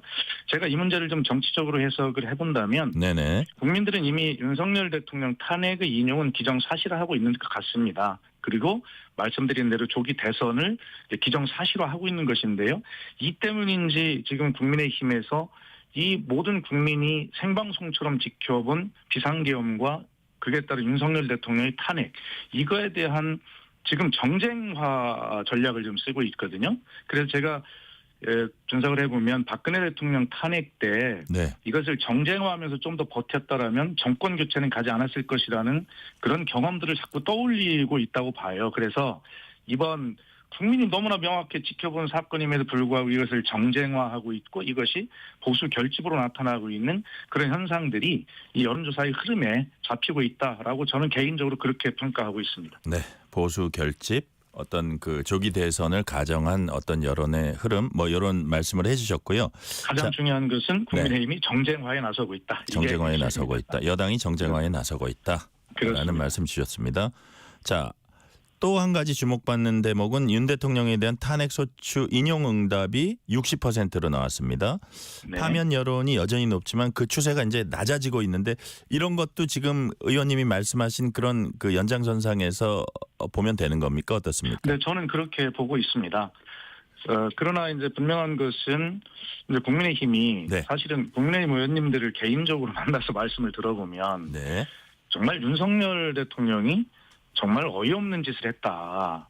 정말 굉장히 고통스러워 하십니다. 본인들도. 그런데 그분들 중에 보면 그 한남동 관저의 옹호 뭐 집회 비슷한 걸 할 때 거기에 나가신 의원님들도 계시더라고요. 예. 그래서 이 사건의 본질을 바라보는 입장과 아까 말씀드린 대로 조기 대선이 맞물려 있는 이런 입장에서의 지금 처신이 분명히 그 극단적으로 다른 모습으로 나타나고 있거든요. 네. 그러나 우리가 좀 눈을 한 군데만 좀 돌려서 보면 아니 지금 외국의 언론들은 도대체 이 한국의 사태를 지금 뭐라고 하고 있습니까? 지금 그 보수 집회에 보면 늘 등장하는 성조기 나라 미국에서 뭐라고 했어요. CNN 방송이 현직 대통령이라 하더라도 법 앞에 평등하다는 원칙을 실행으로 보여준 나라는 세계에서 손꼽힌다. 한국은 민주주의를 말뿐이 아니라 행동으로 보여줬다. 이렇게 하고 있잖아요. 안 그럼 더 나아가서 뉴욕타임스는 뭐라고 했냐면 칼럼에서 세계 각국은 한국의 사법 시스템을 교과서로 삼아야 한다. 이렇게까지 이야기하고 있어요. 그런데 성조기를 들고 시위를 하면서 그 성조기 나라 미국의 대표적인 언론들이 이렇게 하고 있는데 그런 어떤 세계의 평가, 이 본질적인 문제에 눈을 감고 그렇게 조기 대선만을 염두에 둔 정쟁화를 가지고 이렇게 이 뻔뻔하게 잘못된 이 일을 정리하지 못하게 방해하는 것, 그것을 내란 옹호나 내란 선전이라고밖에 더 표현하겠습니까? 이런 문제에 대해서 집권당이라고 말만 하지 말고 정말로 집권 여당이라면 그런 어떤 탄핵 소추된 대통령을 배출한 정당으로 책임감을 느끼고 진짜 이 역사 앞에 바르게 해야 한다라는 점을 강조하고 싶습니다. 네, 지금 정쟁화를 언급하시면서 뭐 잘못된 것으로 인정해야 된다는 취지로 이제 말씀을 하셨는데, 자, 이제 판결 이후에 이제 폭동 그 부분을 이제 잘했다는 분들은 없고요. 근데 이제 네. 초반에 윤 대통령 수사와 기소 과정 여기부터 이제 논란이 많았습니다. 이것도 뭐 의원님 표현에 따르면은 정쟁화일 수도 있는데 그 대표적인 게 공수처의 이제 수사 권한입니다. 그래서 네. 예를 들어서 왜 공수처가 수사를 시작했을까? 어떤 빌미를 안 줄 수도 있었는데 굳이 이제 공수처가 시작을 했어요. 그래서 그걸 갖고 계속 어쨌든 국민의힘에서 문제 제기를 하고 있잖아요. 그래서 의원님이 보시기에는 윤 대통령 수사와 기소 과정에서는 별 문제가 없다고 보십니까? 아니 이렇게 아까도 말씀드렸습니다만 국민이 정말 생중계를 보듯이 다 본, 그래서 모든 국민이 증인인 이런 명백한 일에 대해서 그것에 대한 잘못과 반성 이런 건 이야기하지 않고 공수처가 수사권이 없다라고 지금 이야기하는 것. 그런데 그거는 좀 다른 문제 같아요. 그러니까 그 부분에 대한 반성이나 이런 거 말고, 그러니까 수사의 주체 부분에 있어서 왜 굳이 빌미를 남겼을까 이런 아쉬움도 또 아니 있다고 그러니까 지적을 받거든요. 정확하게 공수처가 사실은 처음 출범할 때 찬반이 너무 부딪혔기 때문에 좀 부족하더라도 개문발차한다라고 하는 식으로 이제 출발을 했기 때문에 이런 어떤 공수처에 대한 문제를 제기를 할 수는 있어요. 그러나 지금 이 문제는 공수처와 경찰이 함께 합동으로 이 문제를 한 것 아니에요. 그리고 공수처의 내란죄 수사권이 없고 경찰의 이 내란죄 수사권이 있기 때문에 공수처 수사에 의한 윤석열 대통령 체포영장은 불법이다. 이런 주장을 하고 있는 것 아닙니까? 네. 그런데 이미 우리가 다 알다시피 법원이 2번에 걸쳐서 다른 판사가 체포영장을 발부를 했어요. 공수처의 수사권을 인정한 것입니다. 그리고 검찰도 수사권 내란죄 수사권이 없다고 주장하고 있지만 검찰이 신청한 구속영장도 발부가 된 거 아닙니까? 이러기 때문에 이 수사권의 문제는 명확하게 법원이 이미 정리한 것이다. 저는 그렇게 보고 있습니다. 네. 다음 주 월요일 2월 3일엔 국회와 대통령 간의 권한쟁의, 즉 최상목 대통령 권한대행이 마은혁 헌법재판관 후보자 임명하지 않은 게 위헌인지 헌재가 이제 판단할 예정입니다. 헌재 판단 어떻게 나올 걸로 전망하세요? 아니 당연히 그 문제는 마은혁 재판관을 임명하지 않은 최상목 권한대행의 부작위가 바로 잡혀야 된다는 그런 결론이 나오리라고 봅니다. 네. 이 문제는 최상목 대행은 이 마은혁 재판관을 포함한 헌법재판관 3인의 국회 합의, 여야 합의를 이야기했는데 그중에서 2명만 합의된 것으로 보고 마은혁 재판관은 합의에 이르지 않은 것으로 본다는 취지로 이것을 임명하지 않은 거잖아요. 네네. 그런데 그것을 최상목 대행이 판단할 권한 근거도 없어요. 그리고 이미 이 문제는 잘 아시다시피 여야 간에 민주당 2인, 국민의힘 1인으로 하기로 여야 원내대표 간에 합의를 해서 그것을 각 당이 국회의장 앞으로 명단까지 적시해서 공문을 발송해서 인사청문회까지 이루어진 상황인데 거기에 최상목 권한대행이 대통령도 하지 않을 일을 국회 선출 몫을 그걸 가지고 그렇게 하는 것이 잘 됐다고 이야기할 일은 전혀 없는 것이죠. 충분하게 그것은 뭐 당연히 받아들여질 거라고 봅니다. 네. 주진우 국민의힘 의원이요. 그 법률지원단장 뭐 이런 그 직함을 갖고 있는데 국민의힘 법률지원단장 마은혁 후보자 대신 여야가 합의한 후보를 임명해야 구인 체제가 정당성을 인정받을 수 있다. 이거는 이미 절차가 진행된 상황인데 떠나간 기차입니까? 어떻습니까? 이 말의 정당성은 어떻게 보세요? 재론할 이유가 없고요. 그 헌법재판소의 탄핵심판 과정을 어떤 일정의 영향을 미치려고 하는 그러한 꼼수이고 생트집에 불과하고요. 이것은 뭐 바로 잡힐 것이라고 그렇게 확신합니다. 네. 네. 야당 주도로 국회 통과한 내란 특검법에 대해서 최상목 권한대행이 제2요구권 행사할지 여부도 지금 관심입니다. 행사 기한이 이번 주 일요일인 2월 2일까지니까 내일 국무회의 개최해서 결론이 날 것으로 예상이 됩니다. 자, 국민의힘 거부권 행사 압박하고 있습니다. 어떻게 전망하세요? 그러니까 국민의힘이 이것을 왜 자꾸 거부권을 행사라고 하는지 정말 앞뒤가 안 맞는 말들을 많이 하고 있어요. 국민의힘은 자 1차로 민주당이 통과시켰던 그 내란 특검법이 위헌적 요소가 있다. 이래가지고 그걸 빌미로 이제 최상목 대행이 거부권을 행사하던 거 아닙니까? 네. 그래서 어떻게 했어요?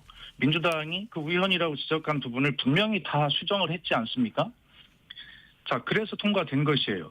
자, 설사 국민의힘이 그래도 거기에 마음에 안 들고 그런 부분이 있다면 민주당이 통과시킨 법안에 대해서 거부권을 행사하라고 할 것이 아니라 국회는 민주주의의 원칙인 타협과 협상의 장이 자기들 안을 제출해야 될 것 아닙니까? 그래서 서로 다른 부분이 있다면 그 부분을 타협하고 협상해서 통과를 시켜야 되는 것인데 국민의힘은 민주당이 지금까지 입법 독재를 한다고 하지만 어떤 법률에 대해서 대개의 경우 반대한다면 반대하는 자기들의 의견을 법률을 내야 되는데 네. 한 번도 내질 않았어요. 그러니까 민주당 법이 통과가 되지 않습니까? 그럼 그걸 거부권을 행사하라고 하는 거예요. 그래 결과적으로 윤석열 대통령을 거부권을 행사한 대통령으로 그렇게 만든 것이 바로 국민의힘이에요.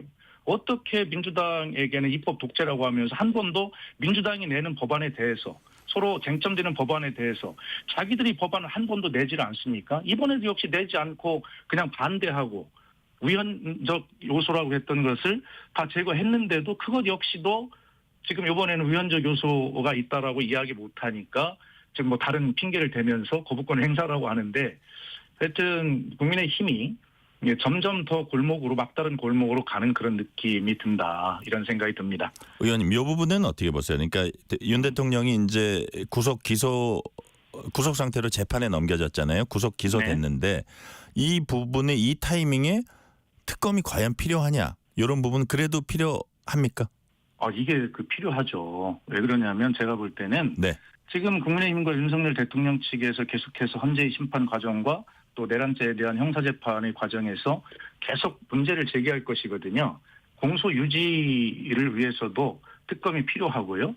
그다음에 지금 그 내란죄만 예를 들어서 지금 검찰이 구속영장을 신청한 것이지 뭐 다른 부분들 예를 들어 직권남용이라고 할지 국회법 위반이라고 할지 여러 가지 법들이 있고 또 이 이외에도 수사를 받아야 될 그럴 인물들이 많이 있습니다. 그렇기 때문에 이 문제의 근본적 해결 발본 세권을 위해서는 반드시 특검이 필요하다는 논리이고요. 국민의힘은 이미 뭐 기소될 사람 다 됐는데 이거 다 뭐 필요 없는 특검 아니냐.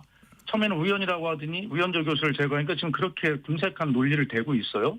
지금 말씀드린 대로 특검은 그런 측면에서 반드시 필요하다라고 하는 것이 저는 상식이라고 생각합니다. 네. 이재명 대표가 오늘 문재인 전 대통령 예방했습니다. 이 자리에서 문 전 대통령은 통합과 포용 행보가 갈등을 치유할 거다 이렇게 말했고 이재명 대표는 크게 공감하며 그런 행보하겠다 이렇게 화답을 했고요. 근데 앞서서 이 말하고 좀 우리가 연관성을 짓게 되는 그런 말이 하루 전에 김경수 전 경남지사 친문 적자라고도 이제 불리는 분인데 치욕스럽게 당을 떠난 분들에게 사과해야 한다. 사실상 이재명 대표를 겨냥한 말로 이렇게 해석이 되고 있는데 김 전 지사의 사과 요구, 사과하는 것 뭐 이런 게 필요하다고 보십니까? 글쎄, 저는 좀 개인적으로 생각이 다른데요. 네. 뭐 김경수 전 지사의 품성과 인격상 뭐 그 말만 하셨을 리는 없을 것 같고요. 여러 가지 문재인 대통령께서는 이재명 대표에게 하신 그런 원론적 말씀을 하셨을 거라고 생각이 되고 그런 과정에서 혹시 뭐 그런 오해의 소지가 있는 부분이 있다면 적극적으로 좀 당이 또 이재명 대표가 나서서 포용할 걸 포용하고 뭐 이렇게 해야 된다라고는 원론적 말씀을 하셨을 거예요. 그러나 지금 이제 앵커께서 저희에게 그 부분을 질문하듯이 아무리 원론적으로 옳은 말씀을 하시더라도 그것이 오해를 받을 소지가 있다거나 왜냐하면 저희들은 거기 주목하게 되거든요. 그럼요. 당연하죠. 그래서 김경수 전 지사 같은 중요한 정치인들 또 본인이 지금 주목을 받고 있는 입장에서 원론적 발언이라고 하더라도 그런 어떤 오해를 받을 수 있거나 당에 여러 가지 분열적 요소를 가질 수 있는 그렇게 읽힐 수 있는 오해가 있는 발언이 있다면 좀 저는 주의해야 한다고 보고요. 그 이유는 뭐냐면 아무리 다양성과 포용성이 정당 민주주의 근간이라 하더라도 지금은 우리 대한민국이라는 집에 큰 화재가 났습니다. 비상계엄으로. 이 불을 빨리 끄는 것이 가장 큰 지금 과제 아니겠어요? 그런데 이 불을 끄려고 하는 민주당의 지금 그 불을 끄는 이 행위 자체도 방해하는 그런 세력들이 있단 말이에요. 그런 속에서 지금 당내에 불을 끄는 시간 동안에 이 당내에 어떤 분열적 요소로 혹시 오해받을 수 있는 발언들은 좀 저는 주의해야 한다 이렇게 보고 있어요. 지금은 이 윤석열 대통령의 탄핵과 그 내란 세력들에 대한 처리가 무엇보다 중요한 시급한 과제다는 것을 명심했으면 좋겠습니다. 제가 이 질문을 드리면 아마 비슷한 대답을 하시지 않을까 지금 대답을 듣다 보니까 그런 생각은 들지만 준비된 질문 하나만 더 할게요. 관련된 질문은 최근에 보면 이제 김동연 경기지사 이분들 말이 되게 신중한 분인데 좀 발언 수위가 높아지는 분위기예요. 이재명 대표 사법 리스크를 직접 거론을 하는 제가 인터뷰를 받고 김부겸 전 총리도 역할을 마다하지 않겠다는 취지로 이제 얘기를 했고요. 자, 이른바 민주당의 뭐 플랜 B라고 불러도 될지 모르겠지만 민주당의 그런 그 잠룡들의 움직임 이 시점에 뭐 그 자연스러운 겁니까? 아니면 이거 역시 더 중요한 일이 있기 때문에 좀 자제해야 되는 겁니까? 뭐 자연스러운 일이기도 하고 그러나 이런 발언들은 적어도 윤석열 대통령의 탄핵 인용까지는 어떤 우리가 힘을 합쳐야 되는 것이라고 하는 것이 저는 분명한 현실이라고 보고요. 이 시점에서 분명하게 좀 바로잡고 싶은 것은 이재명 대표의 사법 리스크라고 하는 말을 국민의힘에서는 쓸 수 있지만 저는 우리 당 내부에서는 그 말을 그대로 써서는 안 된다고 생각해요. 적어도 이재명 대표를 민주당의 당원들이 그리고 30% 여론조사에 참여한 국민들이 압도적으로 당 대표를 뽑은 것은 뭐냐면 이재명 대표에게 쓰여지고 있는 이러한 어떤 혐의들이 사실은 너무 무리한 검찰 기소권이나 이런 것들이 어떤 남용에서 비롯된 이재명 대표가 검찰 수사에는 희생양이다라고 민주당 당원들은 생각하니까 뽑은 것 아닙니까? 그렇기 네. 때문에 국민의힘에서는 이재명 대표의 사법 리스크라는 말을 의도적으로 만들어 쓰겠지만 민주당 내부에서는 그 용어를 그대로 써서는 안 된다. 이렇게 저는 생각을 하거든요. 예. 네. 자, 이번에는 국민의힘으로 다시 와보겠습니다. 국민의힘 윤상현 의원과 원외위원장들이 윤 대통령 석방을 촉구하면서 서울구치소를 찾았습니다. 윤 대통령과 끝까지 함께 하겠다고 했습니다. 연휴가 지나면은 권성동 원내대표도 아마 면회를 갈 것이라고 이렇게 알려져 있는데 다만 뭐 그 당 지도부 차원이 아닌 개인 차원이다 뭐 이런 얘기도 있고요. 자, 원외위원장이나 현역 의원들의 이런 행보 국민의힘에 어떤 영향을 끼칠 거라고 보세요? 그래서 참 큰 걱정인데요. 보수와 진보의 어떤 정당들이 두 바퀴로 잘 가야 된다는 것은 우리가 너무나 상식적으로 알고 있는 일 아닙니까? 네. 그런데 그런 측면에서 지금 국민의힘의 이 중요한 정치인들, 특히 지도부의 이 행태나 발언들을 보면 이게 극우 유튜버들이 아스팔트에서 주장하는 이러한 용어, 내용과 동일합니다. 이것은 아까도 제가 잠깐 언급했지만 조기 대선이라고 하는 것이 기정사실화되면서 본인들의 어떤 그 정치적 입지를 내세우고자 하는 이러한 어떤 정치적 계산 때문에 발언들이 이루어진다 저는 그렇게 보고 있고요. 네. 이것이 집단적인 어떤 움직임들을 통해서 그 실행이 될 때 국민의힘은 이 보수, 건강한 보수들을 대표하는 그런 어떤 세력으로 남을 수가 없어요. 그래서 이 문제는 또 오래 가지도 않을 겁니다. 자신들이 한 말과 행동을 어떻게 주워 담을 것인가 고민해야 돼요. 이제 윤석열 대통령 탄핵 인용이라고 하는 것이 어느 시점인가는 올 텐데 그럼 그때는 윤석열 대통령 탄핵 인용이 됐는데도 그때 함께 할 것입니까? 언젠가 윤석열 대통령과 거리를 둬야 될 시점이 바로바로 다가오고 있는데 아직도 정신을 못 차리고 있습니까? 본인들이 한 말과 행동을 어떻게 주워 담을 것인지 국민들은 정말 지켜보고 계실 것이다 그렇게 생각을 하고 좀 두렵게 생각해야 된다 이런 충고를 드리고 싶습니다. 네, 두렵게 생각해야 된다. 마지막 질문 드릴게요. 네. 재선 박수현 의원님이 내년 지방선거에서 광역단체장으로 출마할 가능성이 있다는 관측이 일각에서 나오고 있습니다. 심각하게 고려하고 계십니까? 아까도 말씀드렸습니다만 지금은 이 정말 이 큰 대한민국의 큰 화제가 났는데 정치인이라는 사람이 이 불을 어떻게 끌 것인가 그리고 불을 끄고 나서 어떻게 대한민국을 잘 만들고 치유할 것인가 상처받은 국민을 어떻게 위로하고 함께 앞으로 나아갈 수 있는 이 힘들을 만들어낼 것인가 이런 걸 고민할 때지 지금 뭐 지방선거라고 하는 것을 고민한다는 자체도 저는 말이 안 된다고 생각하고요. 네. 현재로는 뭐 그런 것 전혀 생각해 본 바가 없습니다. 네. 더 급한 불이 있다는 말씀까지 네. 오늘은 듣겠습니다. 지금까지 박수현 민주당 의원이었습니다. 말씀 감사합니다. 감사합니다. 퇴근길 당신과 함께 읽는 세상 이야기 KBS 일라디오 뉴스레터 K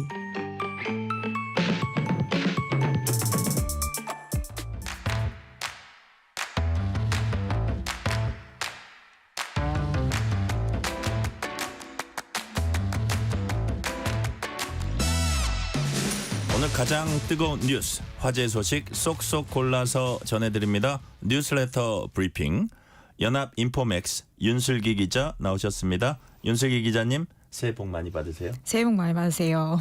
네. 자, 설 연휴 기간 중에 에어 부산 여객기 화재 사고가 일어나서 온 국민이 또 한 번 놀란 가슴을 쓸어내렸습니다. 경찰이 오늘부터 사고 원인 규명을 위한 수사에 본격 착수했죠. 네, 지난 28일이었습니다. 부산 김해공항에서 승객과 승무원 176명을 태우고 이륙을 준비하던 홍콩행 에어부산 여객기 꼬리 쪽 내부에서 화재 사고가 발생했는데요.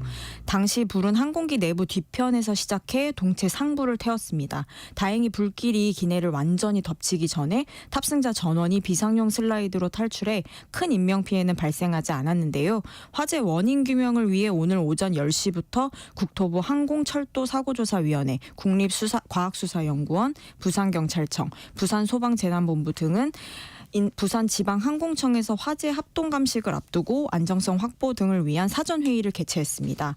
오늘 회의에서는 항공기 양쪽 날개에 남아있는 약 3만 5천 파운드의 항공유로 인한 위험 요소가 주요 논의 대상이 됐습니다. 특히 연료를 제거한 후 감식을 진행할지를 논의 중인 것으로 알려졌는데요. 네. 항공철도사고조사위원회는 어제 화재가 발생한 항공기에서 블랙박스를 회수했으며 이를 분석해 사고 당시 상황을 파악할 예정입니다. 오늘 프랑스 사고조사위원회 관계자 10여 명도 김해공항을 방문해 조사에 합류할 계획입니다. 네.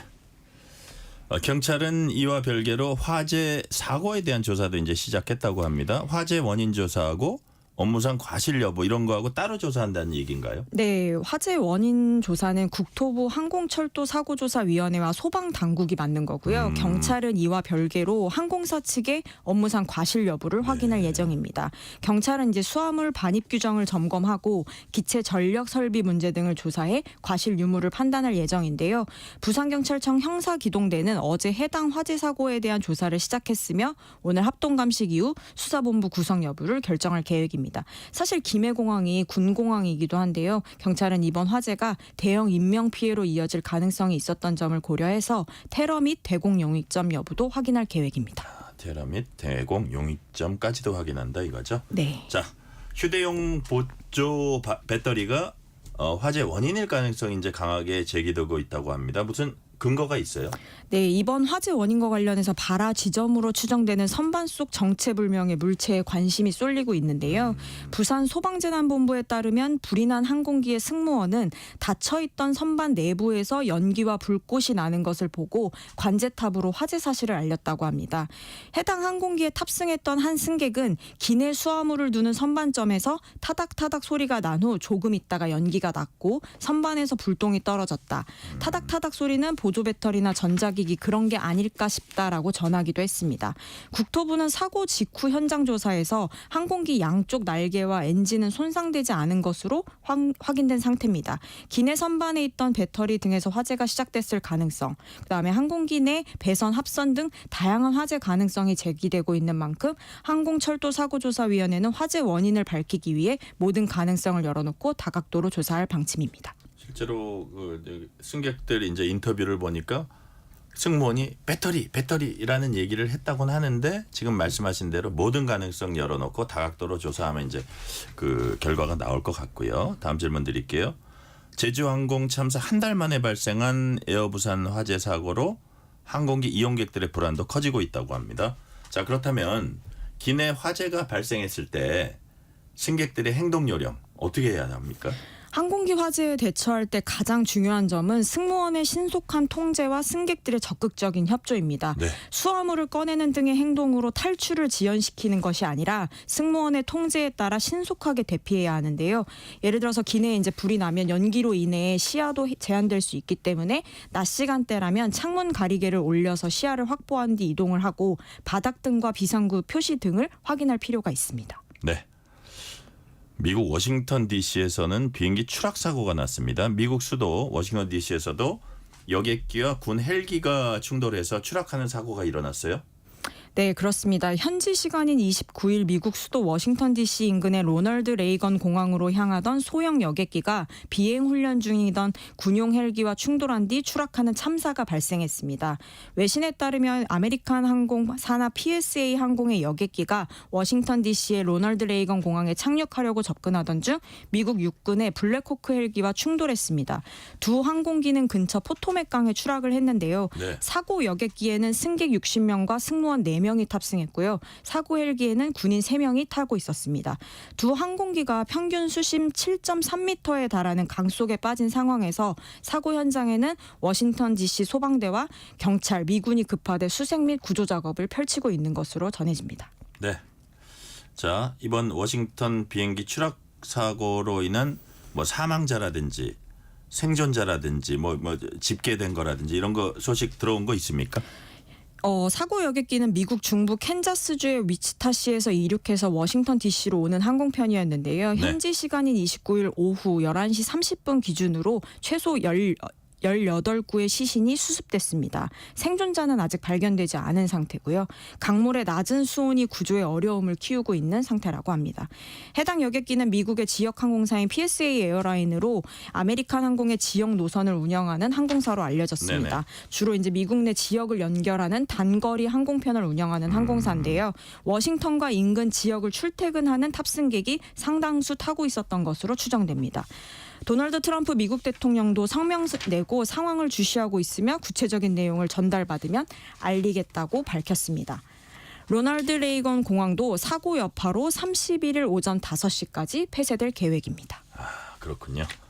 자, 다른 소식 하나 살펴볼게요. 중국이 저비용 고성능 AI 인공지능 모델 개발했다는 소식에 전 세계가 충격에 빠졌습니다. 왜 그런지 딥시크라고 불리는 중국의 새로운 AI 모델 우선 어떤 건지 살펴보죠.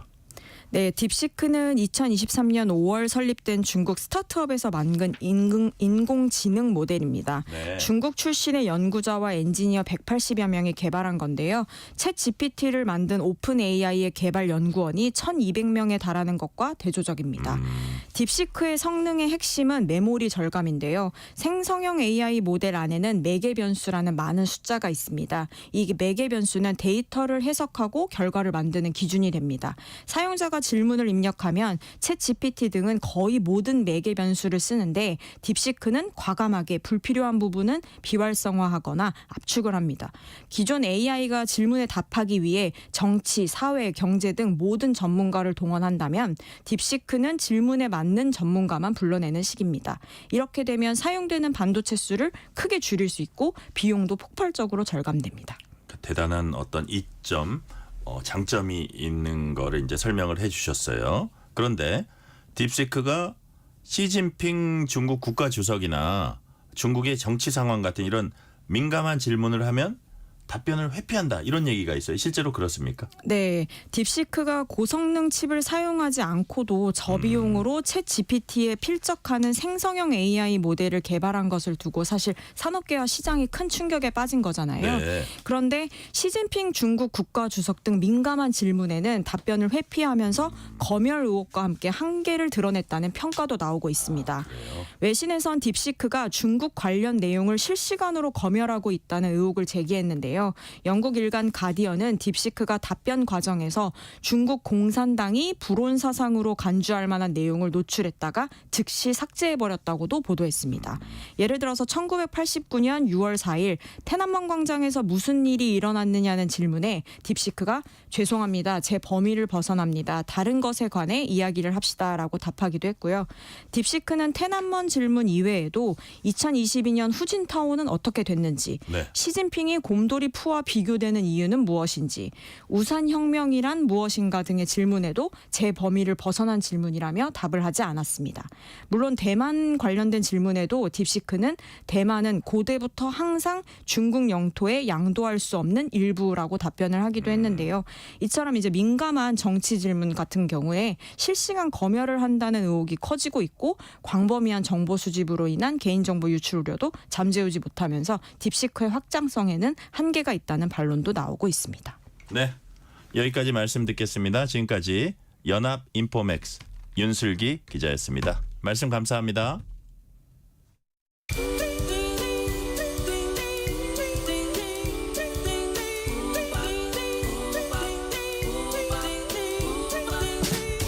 오늘 하루 뉴스를 정리해주는 다정한 편지 한 통. KBS 1라디오 뉴스레터 K.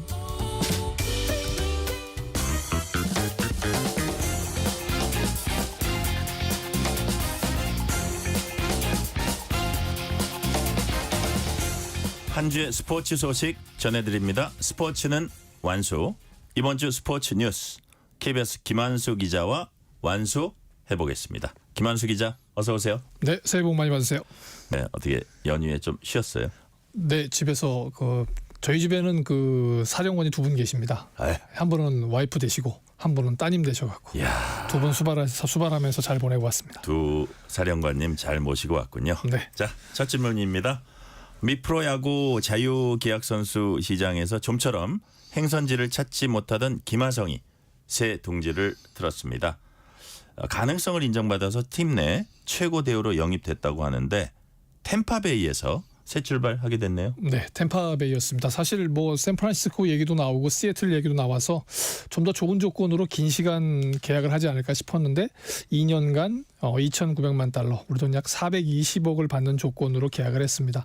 근데 워낙 뭐 요즘 뭐 오타니를 포함해 뭐 사사키 이런 선수들이 워낙 많은 액수, 수천억 원대 액수를 받다 보니까 420억은 좀 약한 거 아니야 이렇게 생각할 수 있는데 그 팀에서는 최고 대우입니다. 네, 그러니까 우리가 흔히 뭐 그 아메리칸 리그의 동부지구의 강호이긴 420억 큰 돈 아니에요. 큰 돈입니다만 선수들 시장에서는 워낙 큰 돈 받는 사람이 많아서. 네. 예. 그래서 동부지구 강호치고는 좀 적게 주는 거 아니냐 그런데 이제 우리가 흔히 이제 뭐 빅마켓, 스몰마켓 하는데 뭐 다저스 같이 돈을 많이 주는 구단이 있는가 하면 좀 가난하게 팀을 꾸려서 성적으로 승부를 거는 구단이 있는데 바로 이제 템파베이가 그런 구단입니다. 그렇군요. 네, 우리한테는 뭐 서재영 선수가 뛰었고 류제국 선수가 또 최지만 선수가 뛰었기 때문에 이름은 낯설지 않아요. 그리고 근데 또 뭐 이 정도면 괜찮다 하는데 한 가지 좋은 건 이제 옵트 계약이라고 해서 2년 계약이지만 1년 후에 잘하면 다시 FA 시장에 나올 수 있는 조건을 가지고 있습니다. 그러니까 뭐 흔히 뭐 요즘 표현으로 그러더라고요. 뭐 재수하는 거다 이런 얘기하는데 일단 부상에서 회복되는 게 관건인 것 같아요. 부상에서 회복되게 되면 유격수로 뛸 것 같은데 이 팀에서는 원래 잘하는 그 완더 프랑코라는 그 유격수가 있었어요. 근데 좋지 않은 일에 연루가 되면서 물러나게 됐고요. 그다음에 그 대체하는 선수가 테일러 월스라는 선수가 있었는데 이 선수가 수비는 정말 김하성만큼 잘합니다. 근데 타율이 1할 8푼 8리예요. 2할이 안 되는군요. 예, 보통 이제 유격수 정도 되면 2할 한 5푼 내외는 쳐줘야 되는데 김하성 선수가 지금 2할 4푼 1이거든요. 그리고 김하성 선수는 홈런이 47개가 있어요. 그러니까 템파베이 입장에서도 괜찮은 선수가 되는 거죠. 공격도 하고 수비도 할 수 있는. 그리고 뭐 김하성 입장에서 나쁘지 않은 게 이 팀이 2019년부터 23년까지 그 5년 연속 그 동부리그에서 그 가을 야구를 간 팀이에요. 뭐 지난해 못 가게 했습니다. 아마 지난해 못 갔기 때문에 이렇게 전력을 보강하려고 하는 것 같은데 잘 하게 되면 문제 지금 상황에서는 바로 개막 후에 들어오게 될지 아니면 뭐 부상에서 회복해서 4월 5월에 들어올지 모르겠는데 4, 5월에 들어와서 여름을 화끈하게 잘 보내면 가을 야구에 진출해서 또 진가를 발휘하고 그러면 내년에 다시 FA를 선언해서 더 좋은 팀으로 갈 수 있는 그런 계기를 만들 수 있지 않을까. 결국은 이제 김하성 선수의 실력이 을 좌우하게 되는 거죠. 그러니까요. 자, 앞으로 1년, 2년 성적이 또 김하성 선수의 앞길을 좌우하게 된다는 말씀해 주셨고 지난해 미국 프로야구에 진출한 뒤에 마이너리그를 전전했던 마이애미의 고우석 마지막 기회를 얻었네요. 네, 마지막 이제 사실상 마지막 기회라고 보여지죠. 네, 그렇습니다. 왜냐하면 뭐 샌디에고에 갔으니까 샌디에고 선수로 뛰어야 되는데 이 선수가 이제 팀을 옮기다 보니까 마이애미 산하의 그 트리플 A도 아니고 더블 A 팀이죠. 펜서콜라에 가 있어요 지금. 근데 이제 이 팀에서 메이저리그 훈련하는 그 초청 선수 28명의 고우석 선수를 포함시켰습니다. 열심히 했나 봐요. 네, 그죠. 한 번 더 기회를 잡을 수 있는 그런 계기죠. 그러니까 2월 13일에 캠프에 합류하게 되고 시범 경기가 23일부터 계획돼 있어요. 그러니까 캠프에서 어느 정도 눈도장을 찍고 시범 경기에서 이제 메이저리그에서 한번 해볼 만한 기량이 돼 이렇게 인정을 받게 되면 그야말로 빅리그를 한번 밟게 되는데 사실 지금은 좀 불안한 건 사실이에요. 뭐 트리플 A 또 더블 A 가면서 44경기에 나왔는데 4승 3패 기록하고 있거든요. 자책점이 6.54나 돼요. 조금 불안한 모습은 있는데 스프링 캠프에서 잘해서 시범 경기도 잘하고 해서 눈도장을 찍게 돼서 빅리그에만 들어가게 되면 올해부터는 또 이제 그 마이너리그 거부권이라는 걸 행사할 수 있게 돼요. 마이너리그 거부권. 예, 나는 마이너리그는 안 가겠다. 여기서 1군이나 메이저리그에서 훈련해서 기량을 회복하겠다. 근데 이제 팀의 입장에서는 검증된 선수를 메이저리그에 올리고 싶을 거잖아요. 그러니까 이 선수가 기량을 웬만큼 인정받지 못하면 아예 메이저리그에 올라가지 못할 수 있는 가능성도 있습니다. 그래서 지금 상황에서는 결국 2월 13일부터 열흘간 그리고 또 그 이후에 개막전까지 이어지는 시범 경기에서 고우석은 아마 인생을 걸어야 되는 또 하나의 진짜 고우석의 빅리그가 되겠죠. 그런 승부의 세계가 펼쳐질 것 같습니다. 피가 말리는 순간들이네요. 네, 뭐 사실 뭐 바람의 아들 그리고 바람의 아들의 사위고 또 저기 팀 가장 친한 게 이제 바람의 손자잖아요. 어떻게 보면 근데 그 친구도 자기하고 친한 친구도 부상으로 시즌을 접었고 네. 고우석은 아예 메이저리그조차 밟지를 못했고 그래서 아마 절치부심하고 있을 것 같거든요. 올해 그 승부수 뭐 그 지켜보는 것만으로도 아 정말 메이저리그의 가치 정말 어떻게 저렇게 해야만 저기에 갈 수 있나 그런 느낌을 좀 받으실 수 있을 것 같습니다. 네. 또 제2의 손흥민 꿈꾸는 토트넘의 양민혁이 토트넘을 잠시 떠나서 2부 리그 퀸즈파크 레인저스에 임대로 가게 됐어요. 네. 조금 아쉬운 거는 이제 프리미어리그 데뷔를 못 하고 갔어요. 그렇군요. 한 경기라도 뛰고 교체 멤버라도 출전할 수 있을 것이다 이랬었는데 포스테코글루 감독이 지금 성적이 워낙 안 좋잖아요. 네. 강등권인 15위에 있다 보니까 어린 선수들을 기용해서 테스트하고 미래를 이렇게 바라볼 수 있는 여유가 없군요. 여유가 없습니다. 뭐 손흥민도 뛰어야 되고 그런데 이제 솔랑케, 메디스 이런 선수들이 계속 부상을 당하고 있으니까 당장의 성적이 급하다. 네, 지금 당장 이겨야 되지 1년 후의 성적은 의미가 없다. 왜냐하면 본인이 경질당할 위기에 있거든요. 네. 그러다 보니까 아마 이런 제안을 받은 것 같고 양민혁 선수 본인도 지금 기다리기보다는 사실 출전을 해서 경기감을 유지해야 되는 거는 오히려 퀸즈파크 레인저스가 더 낫지 않겠나 이렇게 판단을 한 것 같아요. 네. 퀸즈파크 레인저스 같은 경우에는 그 한국에서 18세 양민혁이 왔다. 시즌 끝날 때까지 우리 구단에 있을 건데 제2의 손흥민이다. 기대감이 있어요. 예, 득점을 해야 되는 상황이거든요. 이 팀 역시. 그래서 기대를 하고 있는 것 같아요. 근데 퀸즈파크 레인저스 잘 기억해 보시면 축구 팬들이라면 낯설지 않은 이름입니다. 잠깐 저긴가요?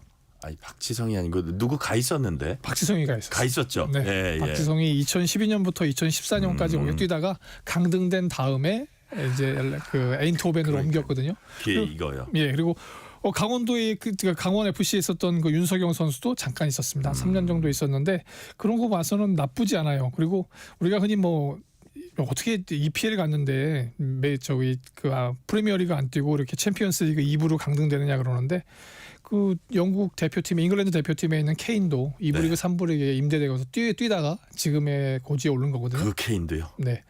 경기감을 유지하는 게 더 중요한데 어쨌든 간에 지금 상황에서는 퀸즈파크 레인저스 2016년 시즌 이후에 아직 그 프리미어리그는 못 가고 있는데 지금 24팀 가운데 13위입니다. 6위권까지 이제 플레이오프에 진출할 수 있는데 뭐 승점 차가 6점밖에 안 돼요. 양민혁 선수 가서 2경기만 좀 잡아주면 17기간 경기 남아 있는데 2경기만 잡아줘서 가게 되면 오히려 자력으로 EPL에 진입하는 그런 새로운 기록도 세울 수 있기 때문에 손흥민 선수가 경험하지 못한 제2의 손흥민이 해내는 그런 신화도 엿볼 수 있을 것 같아요. 그래서 어쨌든 간에 경기에 나가야 되고 빨리 골을 터뜨리는 그리고 강한 인상을 주는 양민혁이 돼야 잉글랜드 축구에서 살아남을 수 있을 것 같습니다. 네.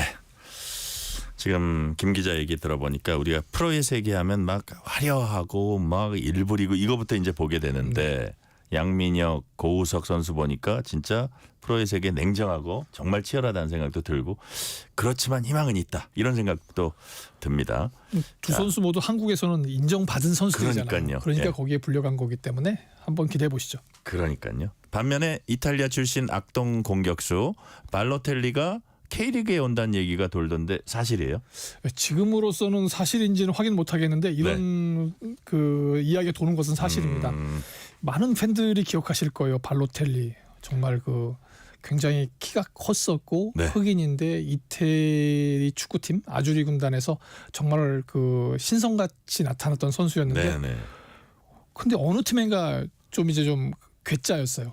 근데 돌이켜보면 나이가 제법 되지 않았어요? 이제는 30대 중반입니다. 그렇죠. 예. 17세 때 그 세리아 A에서 데뷔해서 우리가 잘 아는 호세 무리뉴 감독과 인테르 밀란에서 활약하던 선수였거든요. 그리고 2012년에는 유로 2012에서 이탈리아를 준우승까지 이끌었던 팀인데 사실 이 선수가 뭐 악행이다, 악동이다 이런 걸 하는데 이 안에는 사실 아주 뿌리 깊은 인종차별 이런 게 있었어요. 가나 출신의 이민자로 이태리아에 들어왔는데 입양돼서 들어와서 성장하는 과정에서 축구는 너무 잘하는데 축구팀에 들어가게 되면 흑인이라고 이제 좀 차별을 받고 그 선수에게 혹독하게 했던 것 같아요. 그러니까 태클도 많이 당하고 있는데 본인이 그것을 실력으로 이겨내면서 오히려 이제 반대로 그런 행동을 하게 된 거죠. 그래서 뭐 재밌는 일화가 굉장히 많아요. 네.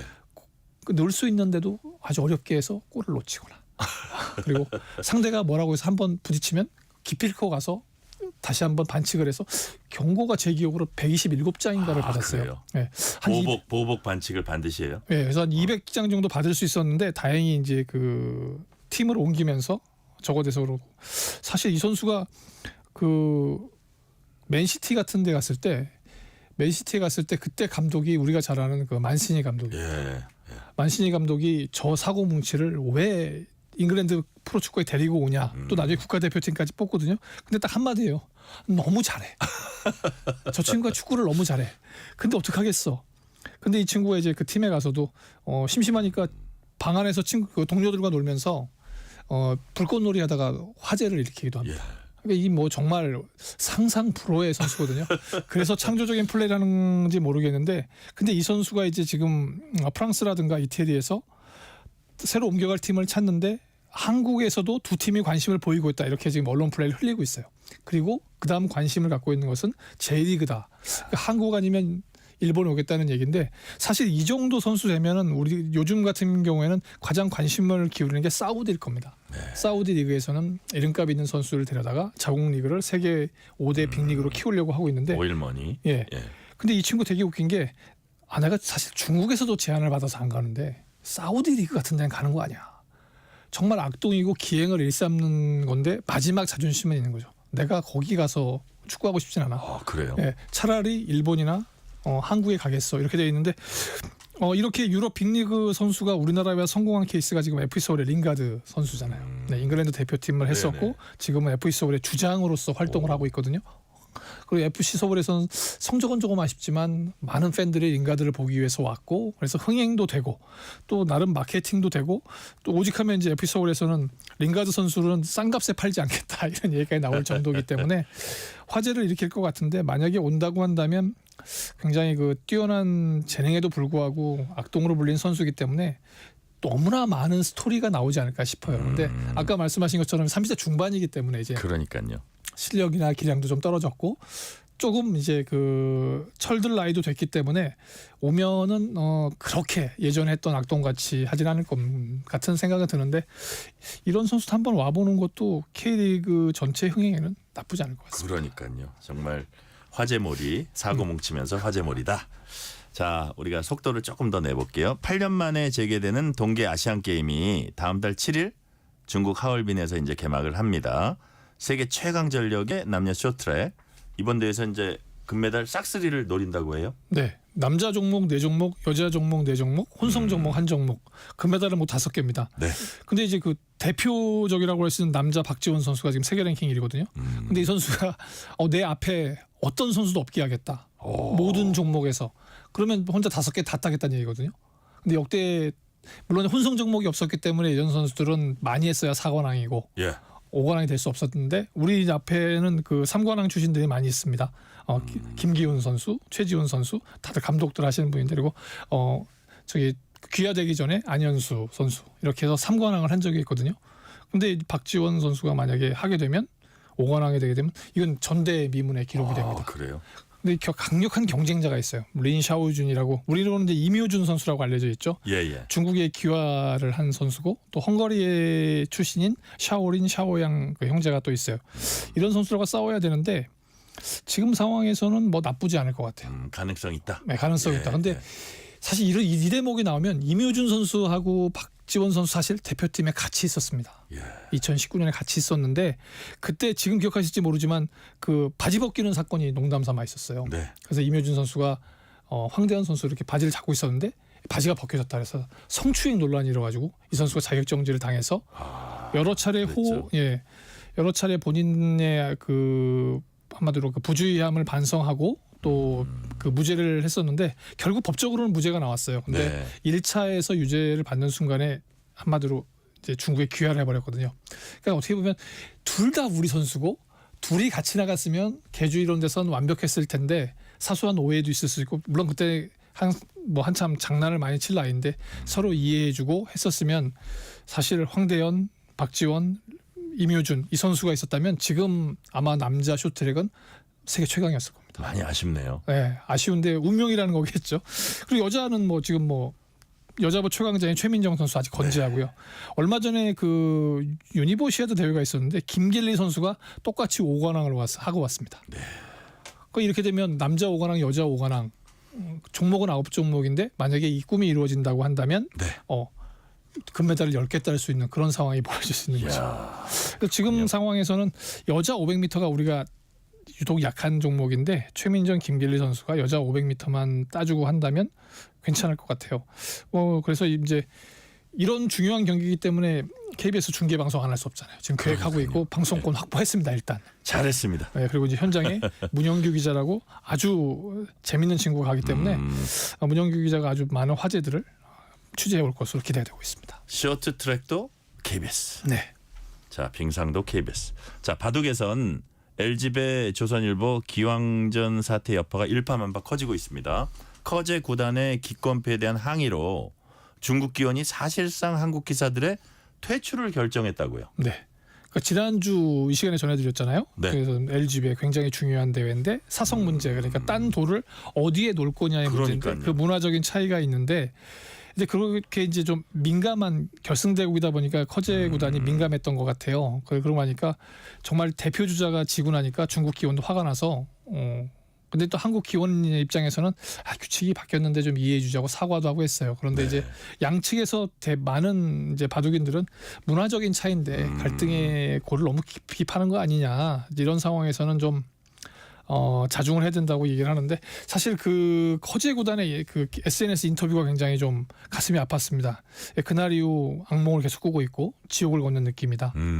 정말 굉장히 정신적인 충격을 받아서 절대 타협하지 않겠다 이렇게 돼버리니까 자국 선수를 보호해야 되는 중국 기원 입장에서는 그 갑주 리그라고 있어요. 굉장히 그러니까 뛰어난 선수들이 하는 경우가 있는데 거기서 외국인 선수들의 참여를 막았어요. 근데 그 외국인 선수가 8명 참여하고 있는데 그중에 7명이 한국 선수입니다. 이번에 우승한 변상일 프로를 비롯해서 그 구단을 포함해서 9명이거든요. 신진서 그러니까 이제 그리고 나서는 또 우리나라에서 하는 세계 최고 기사 결정전이 있는데 불참을 통보했어요.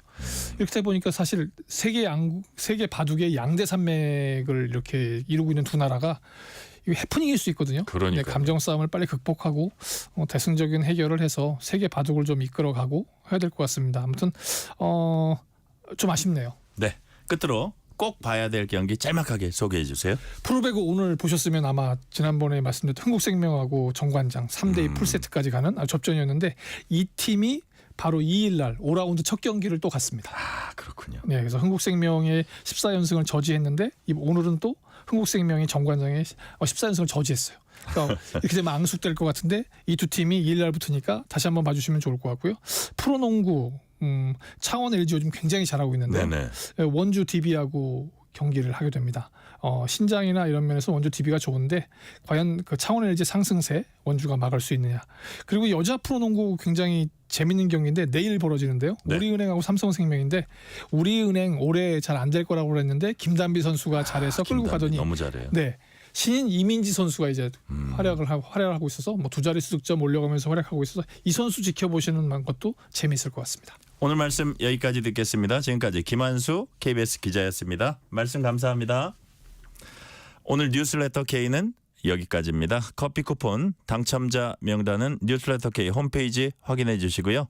오늘 끝곡으로는 이문세의 끝의 시작 준비했습니다. 오늘도 함께해 주신 청취자 여러분 진심으로 감사드립니다. 지금까지 뉴스레터 K 전종철입니다.